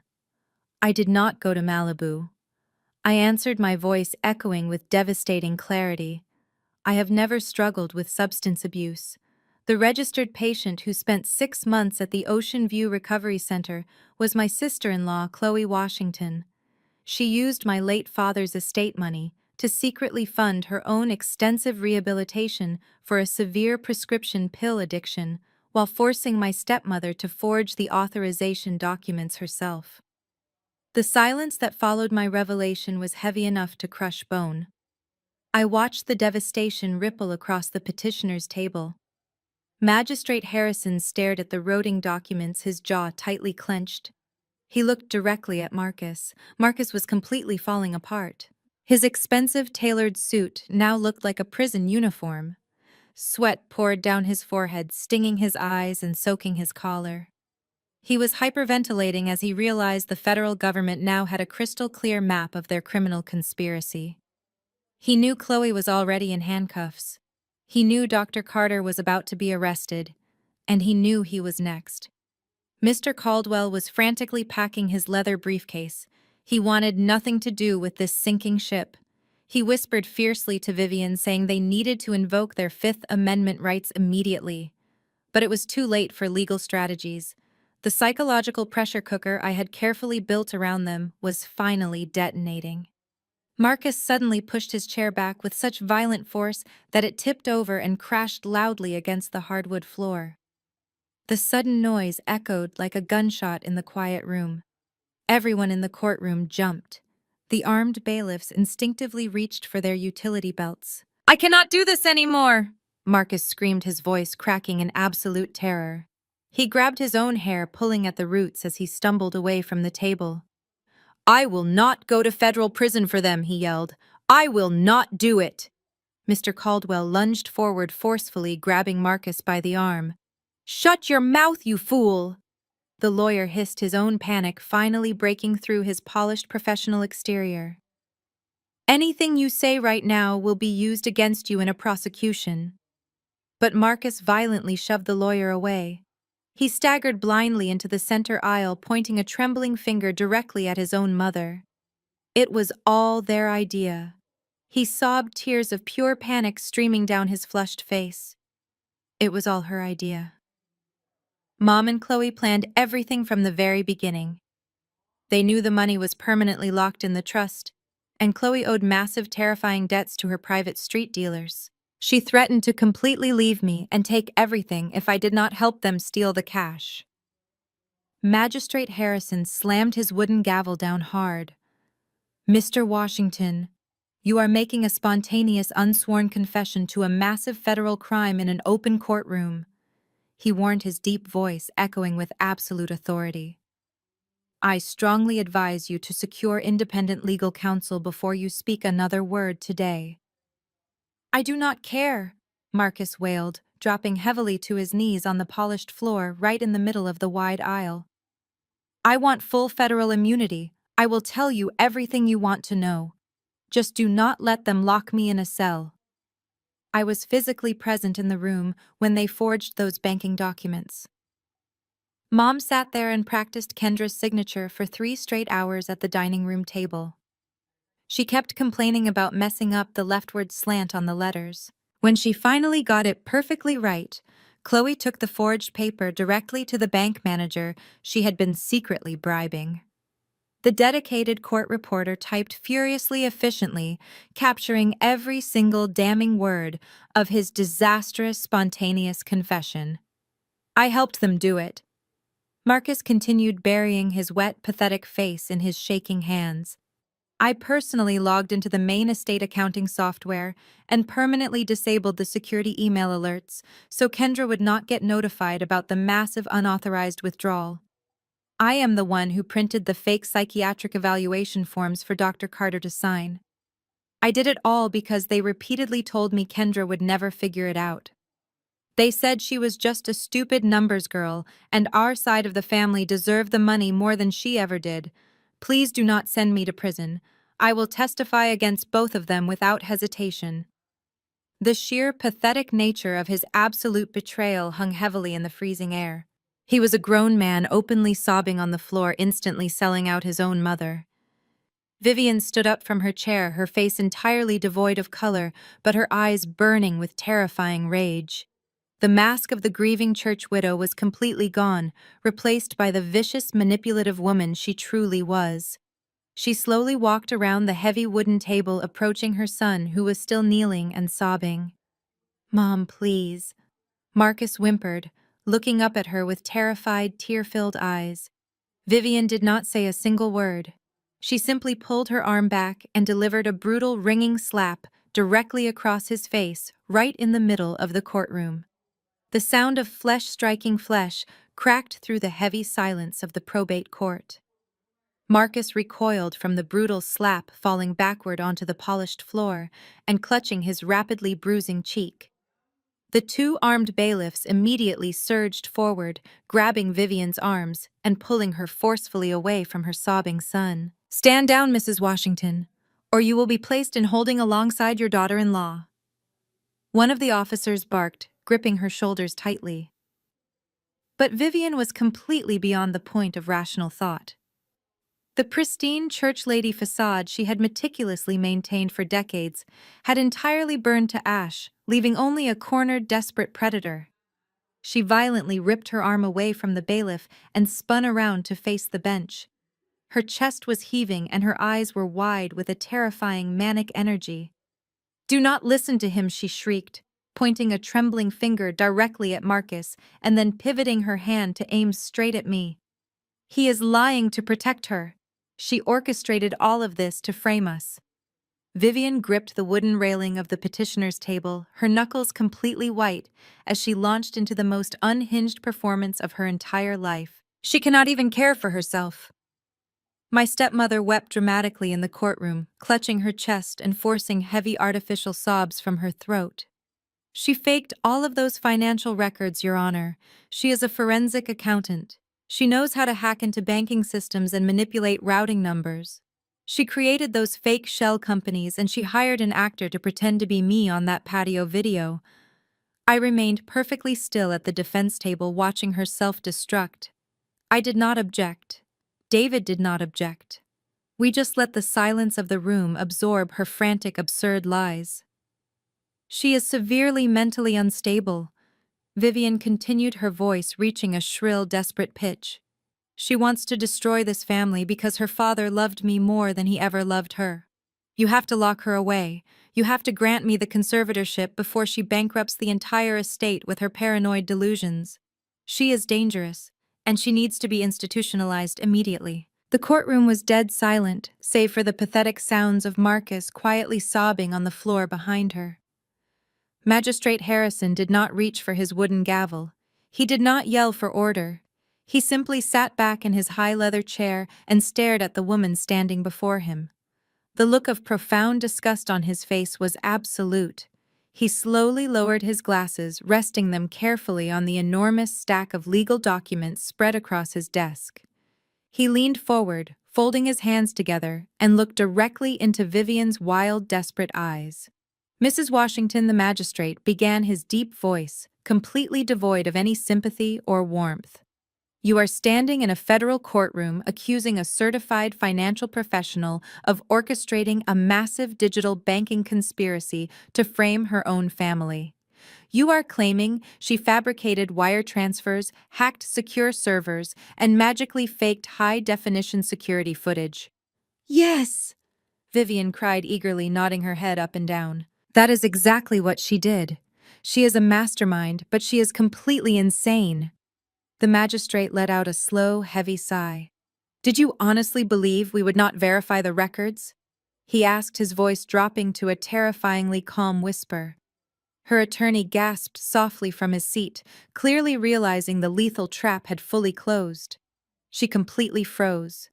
The fake tears instantly stopped flowing. Vivian stared up at the judge, her mouth slightly open but no sound coming out. When an estate of this magnitude is contested under allegations of severe financial mismanagement, the court does not simply take the word of a grieving widow or a disgraced doctor, the magistrate explained, pulling a thick, heavy binder from the very bottom of his document stack. We conduct our own independent verification. And unfortunately for you, Mrs. Washington, the respondent did not need to hack into any banking systems to prove her case. Magistrate Harrison dropped the massive binder onto the center of his desk with a loud, heavy thud.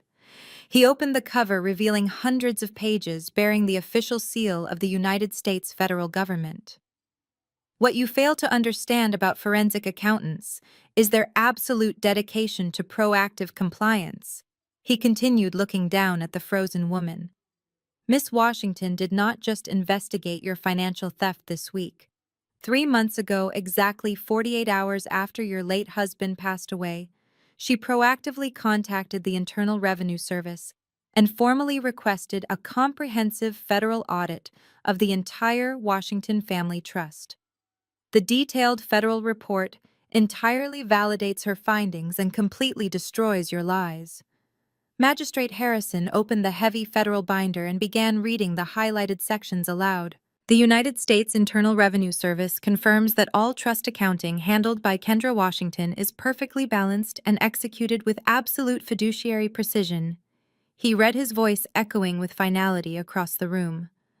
Furthermore, federal investigators have already flagged the $200,000 wire transfer to the Malibu Recovery Center as a highly suspicious transaction involving multiple dummy corporations. They were simply waiting for my official ruling today to proceed with their own criminal indictments. Vivian seemed to physically shrink in her chair.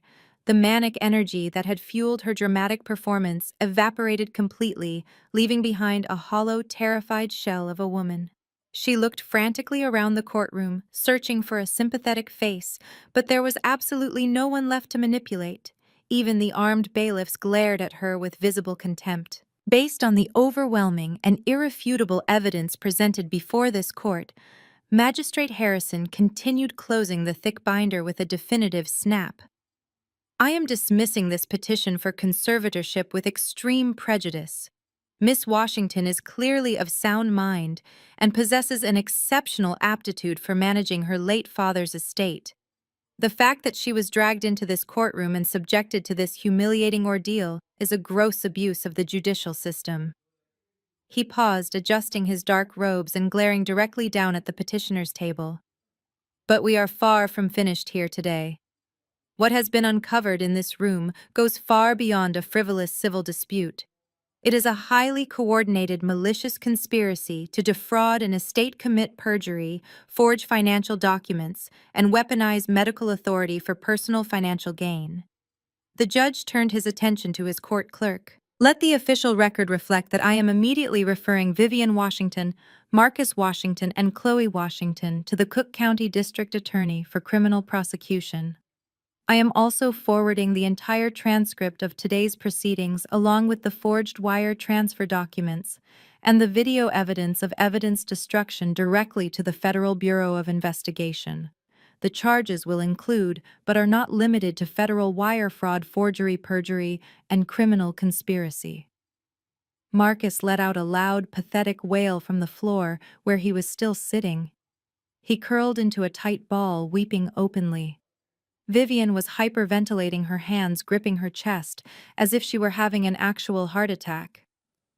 Your Honor, please, she gasped, struggling to catch her breath.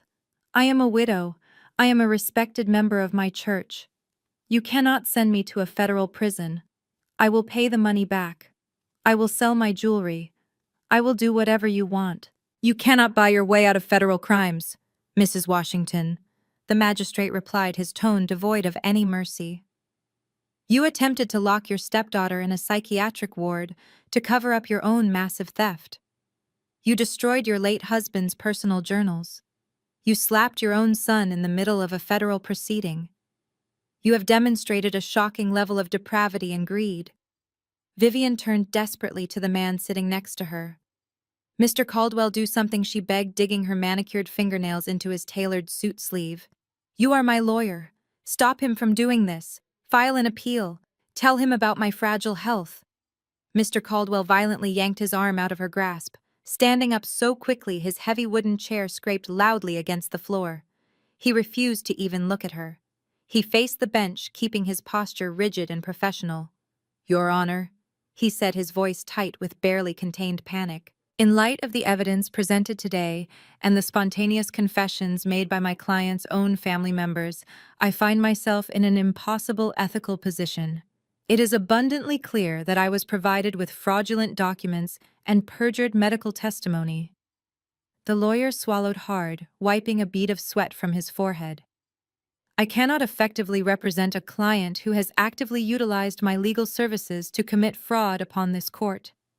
Therefore, I am formally requesting immediate permission to withdraw as legal counsel for Vivian Washington, effective immediately." Magistrate Harrison looked at the terrified attorney and gave a curt nod. "Your request to withdraw is granted." "Counselor," the judge stated flatly, "you are officially dismissed from this case. I strongly suggest you retain your own legal representation to deal with the inevitable state bar investigation regarding your failure to properly vet your expert witnesses." Mr. Caldwell did not hesitate. He grabbed his leather briefcase and practically sprinted down the center aisle, pushing past the weeping Marcus and disappearing through the heavy wooden doors without ever looking back. Vivian sat completely alone at the large petitioner's table, defenseless. Vivian sat completely alone at the large petitioner's table, defenseless. She watched her attorney abandon her, and the reality of her isolation finally began to sink in. She had no husband to manipulate and no lawyer to protect her. Magistrate Harrison looked down with no pity. "Before I adjourn this hearing, there is one final administrative matter regarding the Washington Family Trust," the magistrate announced, cutting through the thick silence. "Since the petitioners formally challenged the executor and attempted to subvert the established trust, we must address the structural integrity of the estate." David stood up and approached the bench. "Your Honor, the defense would like to formally invoke the penalty provisions embedded within the original trust documents," David stated clearly. The late Mr. Washington understood the toxic dynamics of his own household. He knew certain family members would attempt to contest his final wishes. "He instructed my client to design a highly specific legal trapdoor into the foundation of the estate." Vivian turned to look at me, her eyes wide with terror. Marcus stopped his pathetic sobbing and looked up, his tear-streaked face frozen in confusion. "What trapdoor?" Vivian whispered, barely audible. I stood up and walked over beside David. I looked at my stepmother with the cold, calculating precision of a forensic accountant reading a balance sheet. Section 4. Paragraph 12 of the Washington Family Irrevocable Trust contains a standard but highly aggressive no contest clause, I explained, projecting my voice so the court reporter could catch every single syllable. "The clause explicitly states that any beneficiary who initiates legal proceedings to challenge the validity of the trust contest, the authority of the named executor, or attempt to illegally alter the distribution of assets will immediately forfeit their entire inheritance." Magistrate Harrison opened the original trust binder that David had submitted earlier. He flipped directly to Section 4 and scanned the page. He nodded slowly, recognizing the ironclad legal language. "It is a perfectly drafted in terrorem clause," the judge confirmed, looking back down at Vivian. "The language is absolute." Vivian gripped the edge of her wooden table. But I was guaranteed a $4,000 monthly stipend, she stammered, her voice shaking uncontrollably. Marcus was supposed to get 15% of the secondary investment accounts. We are beneficiaries. You cannot just take that away. My husband promised me that money to live on. He promised you that money provided you respected his final wishes, I replied, my tone completely flat and unyielding. You chose to ignore those wishes. You chose to hire a disgraced doctor to declare me legally insane. You chose to forge federal wire transfer documents to fund your daughter-in-law's luxury rehabilitation for drug addiction. You chose to burn my father's personal journals in a fire pit to destroy his legacy. You initiated a fraudulent legal proceeding to steal everything, and by doing so, you successfully triggered the exact mechanism designed to stop you. Magistrate Harrison closed the heavy trust binder. The law is incredibly clear on this matter. Mrs. Washington, the magistrate, declared, his voice echoing with absolute finality. A no-contest clause is fully enforceable in the state of Illinois, especially when the contest is brought forth through malicious fraud and blatant perjury. By filing this ridiculous conservatorship petition and submitting forged evidence, you and your son have legally challenged the estate. Marcus let out a horrifying gasp from the floor. He crawled toward the petitioner's table, grabbing the leg of his mother's chair. "Mom, tell them to stop," he pleaded, his voice completely wrecked. "We need that 15%. Chloe has massive debts. I have nothing left. Tell them we withdraw the petition."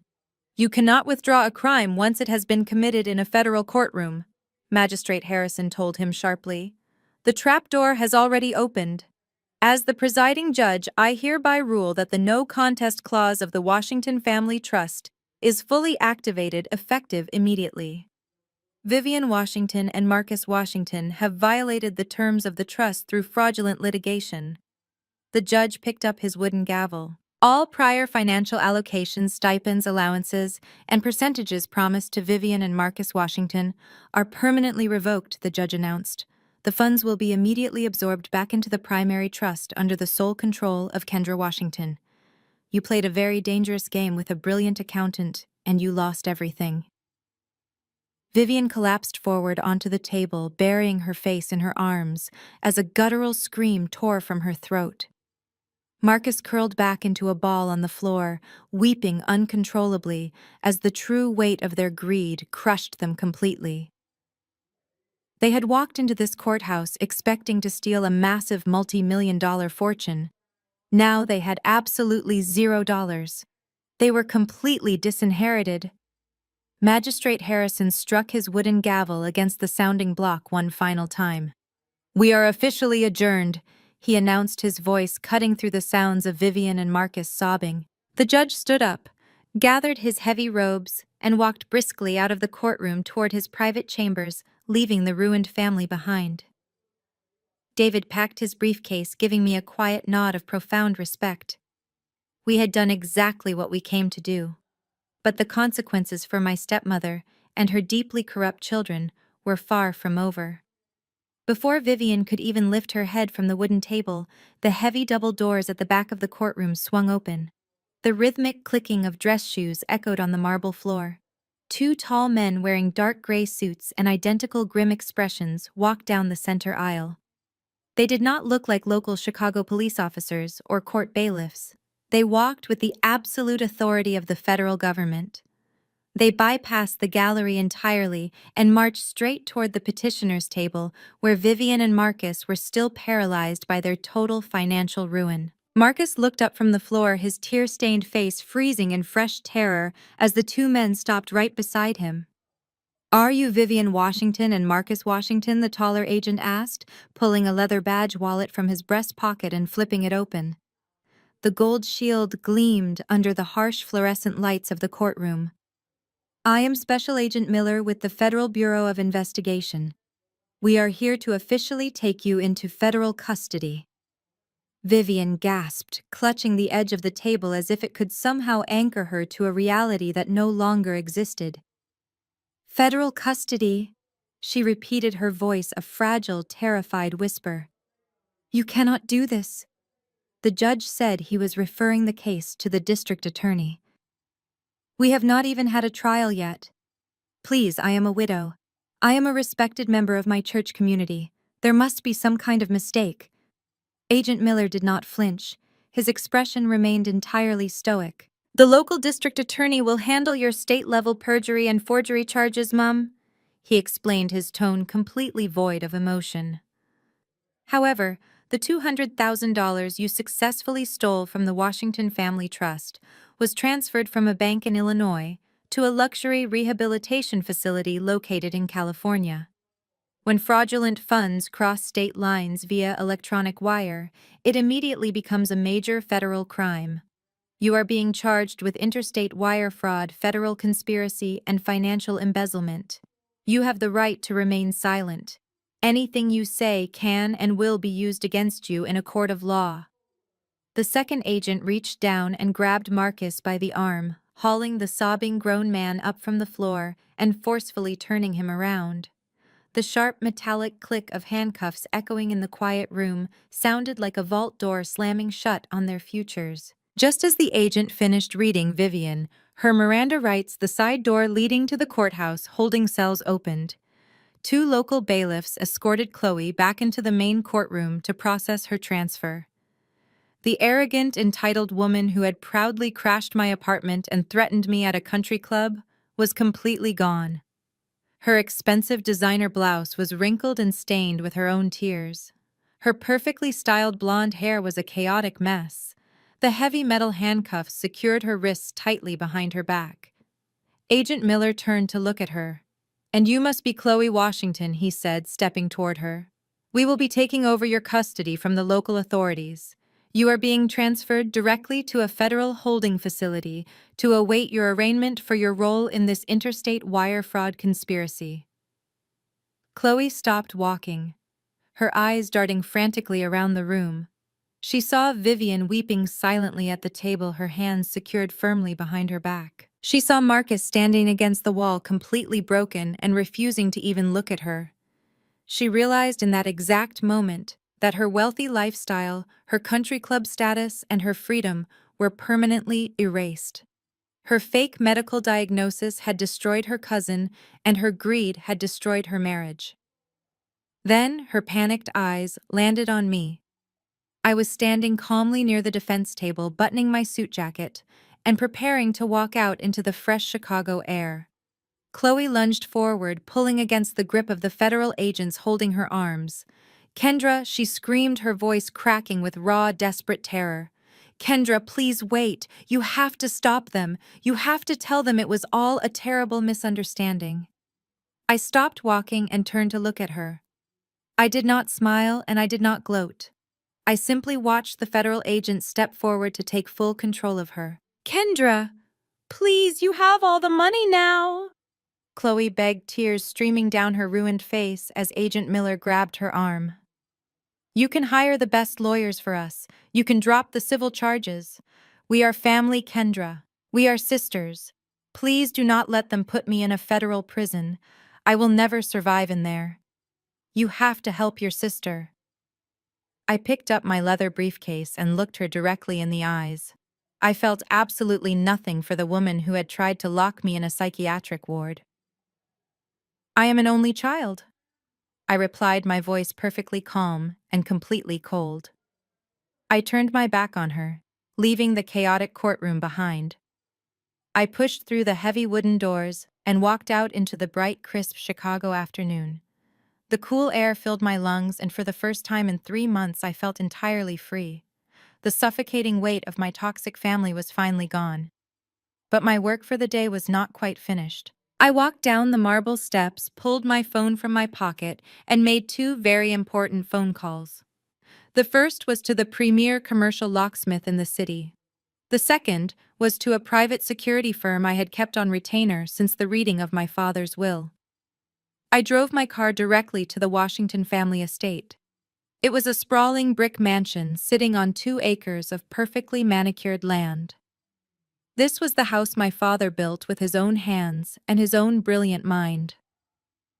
It was the house Vivian believed she was entitled to simply by playing the role of a dutiful wife. When I pulled into the wide circular driveway, the security team was already waiting. 4 large men wearing black tactical uniforms stood near their unmarked vehicles. The locksmith arrived 10 minutes later. I instructed him to completely replace every single deadbolt biometric scanner and electronic keypad on the entire property. The security team began patrolling the perimeter, ensuring every window and side door was completely secured. While the professionals locked down the exterior, I walked inside and headed straight upstairs to the master bedroom. Vivian had spent the last 3 months redecorating this room with expensive custom furniture, using my father's hard-earned money. I found her massive collection of designer luggage in the walk-in closet. I did not fold her clothes or pack her expensive perfumes carefully. I simply grabbed handfuls of her silk dresses, cashmere sweaters, and luxury shoes, tossing them haphazardly into the open suitcases. I zipped the bags shut, dragging them one by one down the grand, sweeping staircase. I hauled them out the heavy mahogany front doors and left them sitting directly on the green grass of the front lawn. I stood on the massive front porch, leaning against the white pillars, and waited. It took exactly 2 hours for the yellow taxicab to slowly pull into the long driveway. Vivian had been temporarily released on her own recognizance pending her formal federal arraignment hearing next week. She stepped out of the cab looking completely exhausted and entirely defeated. The polished church lady mask was permanently gone. Her navy blue suit was wrinkled and her hair was completely unraveled. She paid the driver and turned toward the house. She stopped dead in her tracks when she saw the 4 private security guards standing silently on the front porch. Then her eyes darted down to the massive pile of designer luggage scattered carelessly across the immaculate green lawn. She looked up and saw me standing near the heavy wooden doors, holding a single piece of paper in my hand. "What is this?" she demanded, her voice shaking with a pathetic mixture of exhaustion and residual arrogance. "You cannot legally lock me out of my own home, Kendra.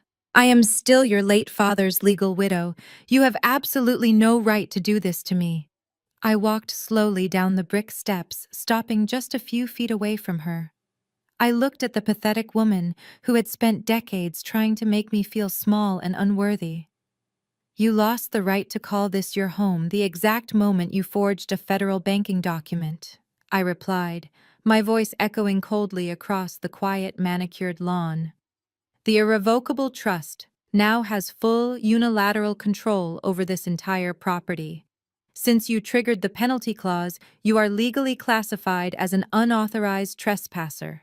If you step foot on that porch, my security team will immediately have you arrested for criminal trespassing, and that will certainly complicate your pending federal indictment."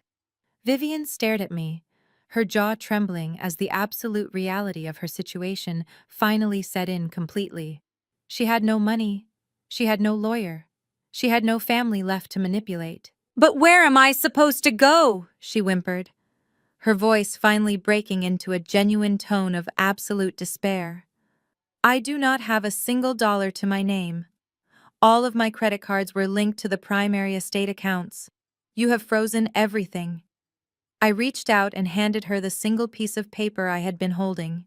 "Here is a comprehensive list," I told her coldly. I printed out the names and addresses of the top 5 free homeless shelters currently operating in the greater Chicago area. "You should start walking right now, Vivian. You should start walking right now, Vivian." I turned my back on her and walked to my car without waiting for a response. I started the engine and drove away, watching her shrink in my rearview mirror until she was nothing more than a pathetic speck on the pristine landscape. I spent the rest of the afternoon working from my downtown apartment, organizing the massive transition of the estate assets. The sun had completely set, painting the Chicago skyline in deep shades of purple and gold, when my cell phone suddenly buzzed on the granite kitchen island. I glanced at the glowing screen. The caller ID displayed a generic toll-free number. I accepted the call and pressed the speaker button. An automated metallic voice echoed through my quiet kitchen. "You have a prepaid collect call from an inmate at the Cook County Correctional Facility. Press 1 to accept." I pressed the button and leaned against the counter. A loud, frantic breathing filled the line before a voice finally spoke. Kendra, please do not hang up. Marcus begged, his voice echoing off the concrete walls of whatever miserable holding cell he was currently occupying. Please listen to me. It is Marcus. I did not respond immediately. I just let him sit in the agonizing silence, listening to the background noises of the county jail. I could hear men shouting, metal doors slamming, and the harsh reality of his new life closing in around him. Hello, Marcus, I finally replied, my voice completely calm. How was your first afternoon in federal holding? It is an absolute nightmare, Kendra, he sobbed, his voice cracking with sheer terror. You have no idea what it is like in here. It is freezing cold and it smells like bleach and sweat. The guards treat us like stray animals. Chloe is in a completely different facility and I cannot reach her. I am totally alone, Kendra. You have to get me out of here. Please, you have to pay my bail. The judge set the bond amount, and I know the estate has the liquid cash to cover it immediately.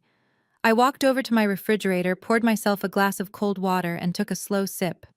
You want me to post your bail, Marcus? I asked, letting the absurdity of his request hang in the air. After you actively conspired to lock me in a psychiatric ward so you could steal my inheritance, you want me to write a check to secure your freedom. I was brainwashed, Marcus cried, his desperation making him sound like a frightened child. Mom and Chloe completely manipulated me. You heard what I said in court, Kendra. I confessed to everything. I told the judge the absolute truth. I am the victim here too. We are blood, Kendra. We are family. Think about our father. Think about the legacy he built for us. He would not want his only son sitting in a filthy jail cell facing federal wire fraud charges. He loved us both. You have to honor his memory and protect the family name. I am begging you on my knees, do not leave me in here to rot. The sheer audacity of him invoking my father's name sent a brief flash of anger through my chest, but I quickly suppressed it. I operate on logic, not emotion. I set my glass down on the counter. You do not get to speak about our father's legacy.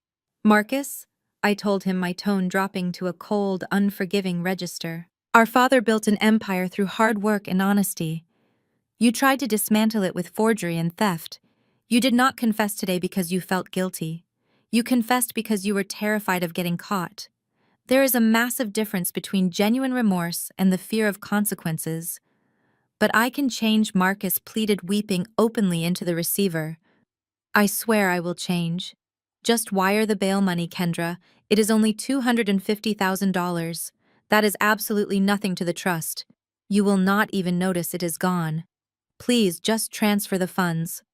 I opened my laptop and pulled up the real-time financial dashboard.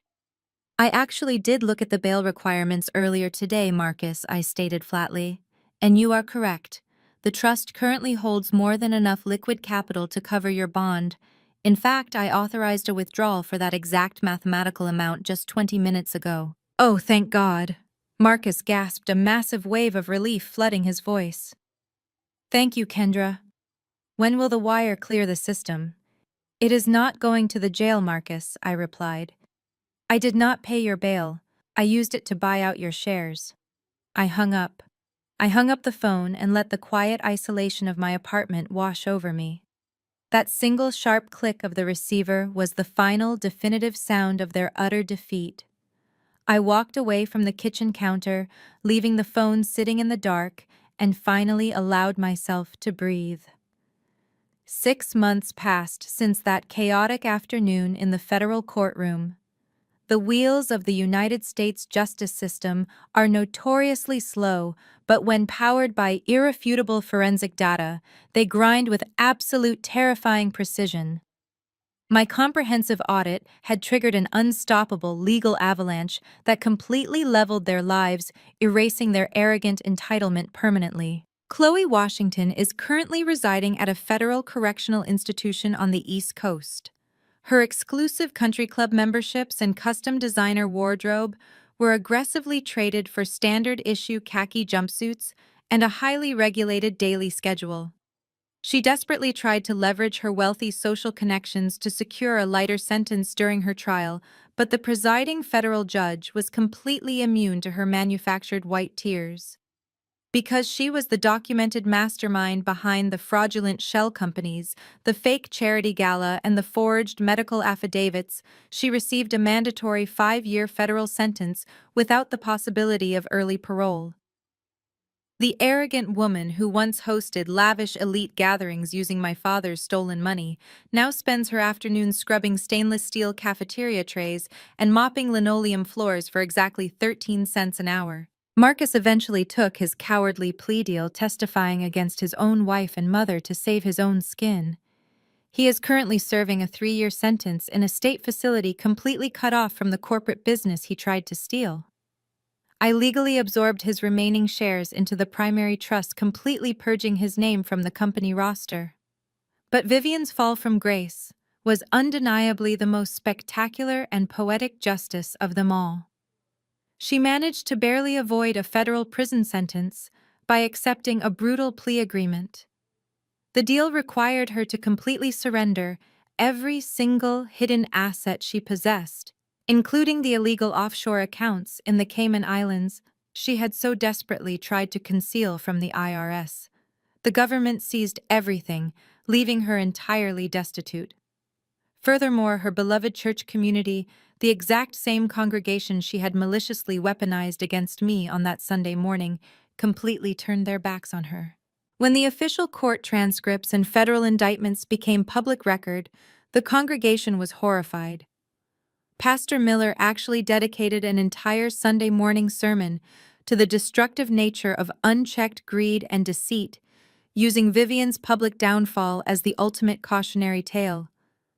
With her high society reputation permanently destroyed and absolutely zero money to fall back on, she had no choice but to find grueling manual labor just to survive the harsh Chicago winter.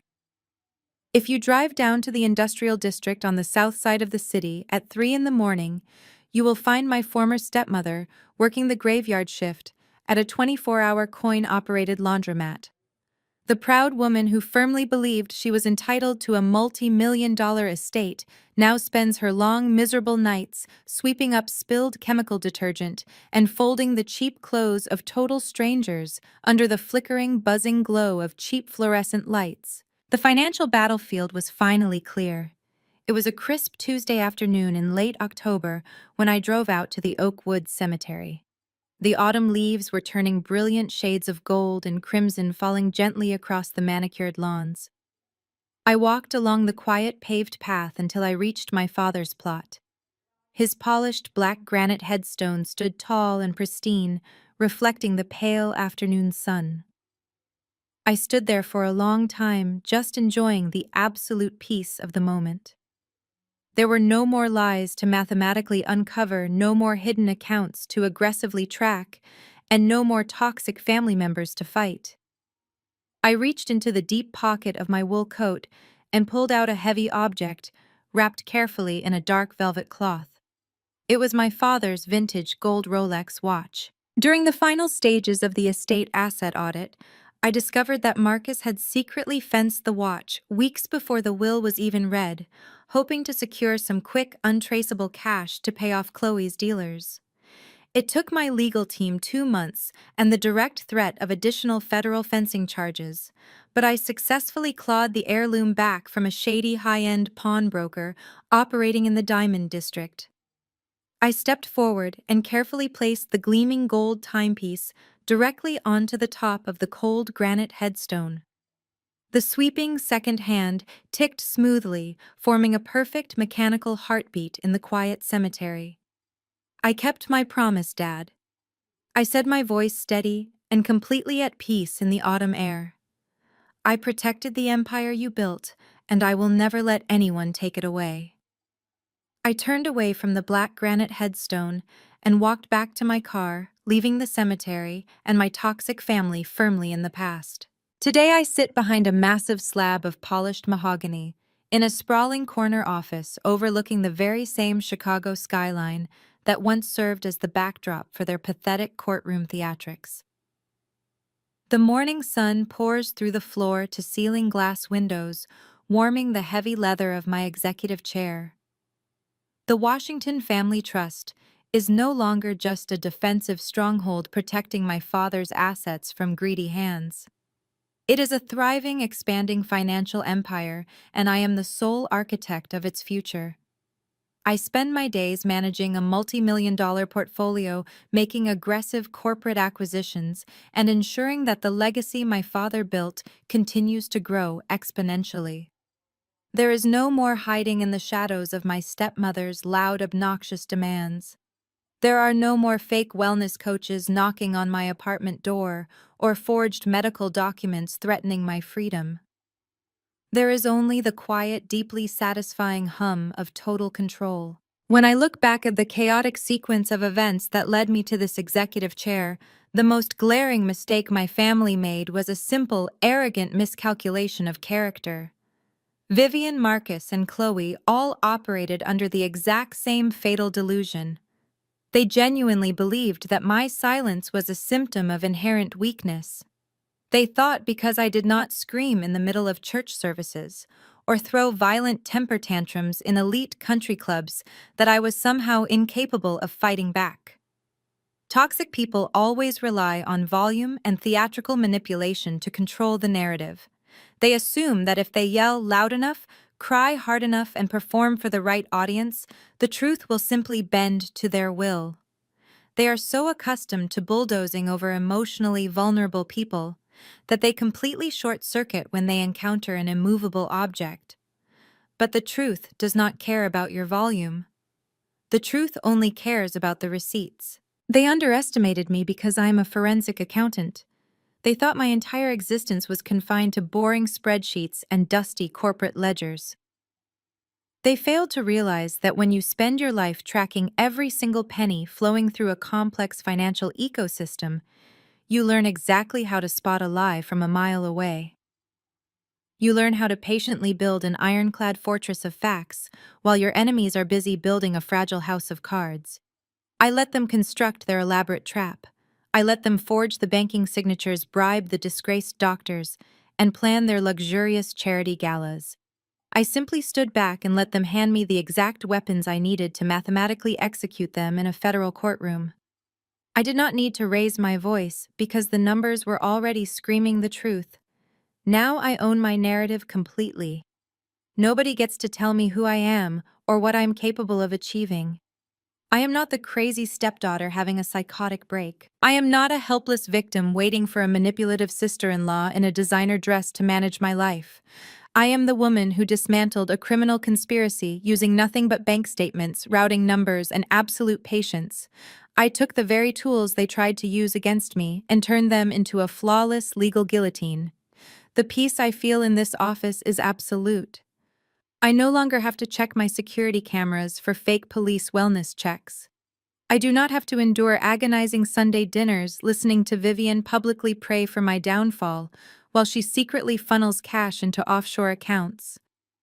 I excised the cancer from this family tree, and the roots are finally healthy enough to thrive. I hold the fully audited trust documents in my hands, and I know my father would be incredibly proud of the guardian I have become. Every time I look out over the city, I smile knowing exactly where they all ended up. Their arrogance was their ultimate undoing, and my meticulous ledger was the very thing that permanently sealed their fate. They thought they could lock me in a ward, but instead, I locked them in a cell. Have you ever had to use cold, hard facts to destroy a family member's lies? Drop your stories in the comments. Don't forget to like and subscribe to the channel, and remember, never try to outmath a forensic accountant. The power of objective truth over emotional reactivity. Toxic individuals often rely on manufactured chaos, emotional manipulation, and sheer volume to overwhelm their targets. In the story, Vivian, Chloe, and Marcus used aggressive gaslighting, public shaming, and fake police wellness checks to intentionally trigger a reactive response from Kendra. Their strategy was textbook manipulation, push the target to their absolute breaking point, and then use their justified anger as proof of their instability. The most profound lesson to draw from Kendra's victory is that emotional regulation and objective truth are your greatest weapons against gaslighting. Silence is not weakness. Manipulators expect you to loudly defend yourself. By refusing to engage in their theatrical screaming matches, Kendra deprived them of the emotional ammunition they desperately needed to build their false narrative. Facts destroy the fog of lies. Toxic behavior thrives in the ambiguity of he said, she said arguments. Kendra anchored herself entirely in verifiable reality, relying on bank routing numbers, high-definition security footage, and ironclad legal clauses. When confronted with deceit in our own lives, our natural instinct is often to fight fire with fire. We want to shout our innocence and demand justice loudly. However, true power lies in stepping back and letting the facts do the heavy lifting. A meticulously built fortress of truth will always outlast a fragile house of cards built on lies. Kendra's journey teaches us that you do not need to out-yell a manipulator. You simply need to out-prepare them. Stay grounded, keep your receipts, and never let someone else's chaos dictate your reality. If this story resonated with you, take a moment to evaluate your own boundaries and start documenting the objective truth in your life today.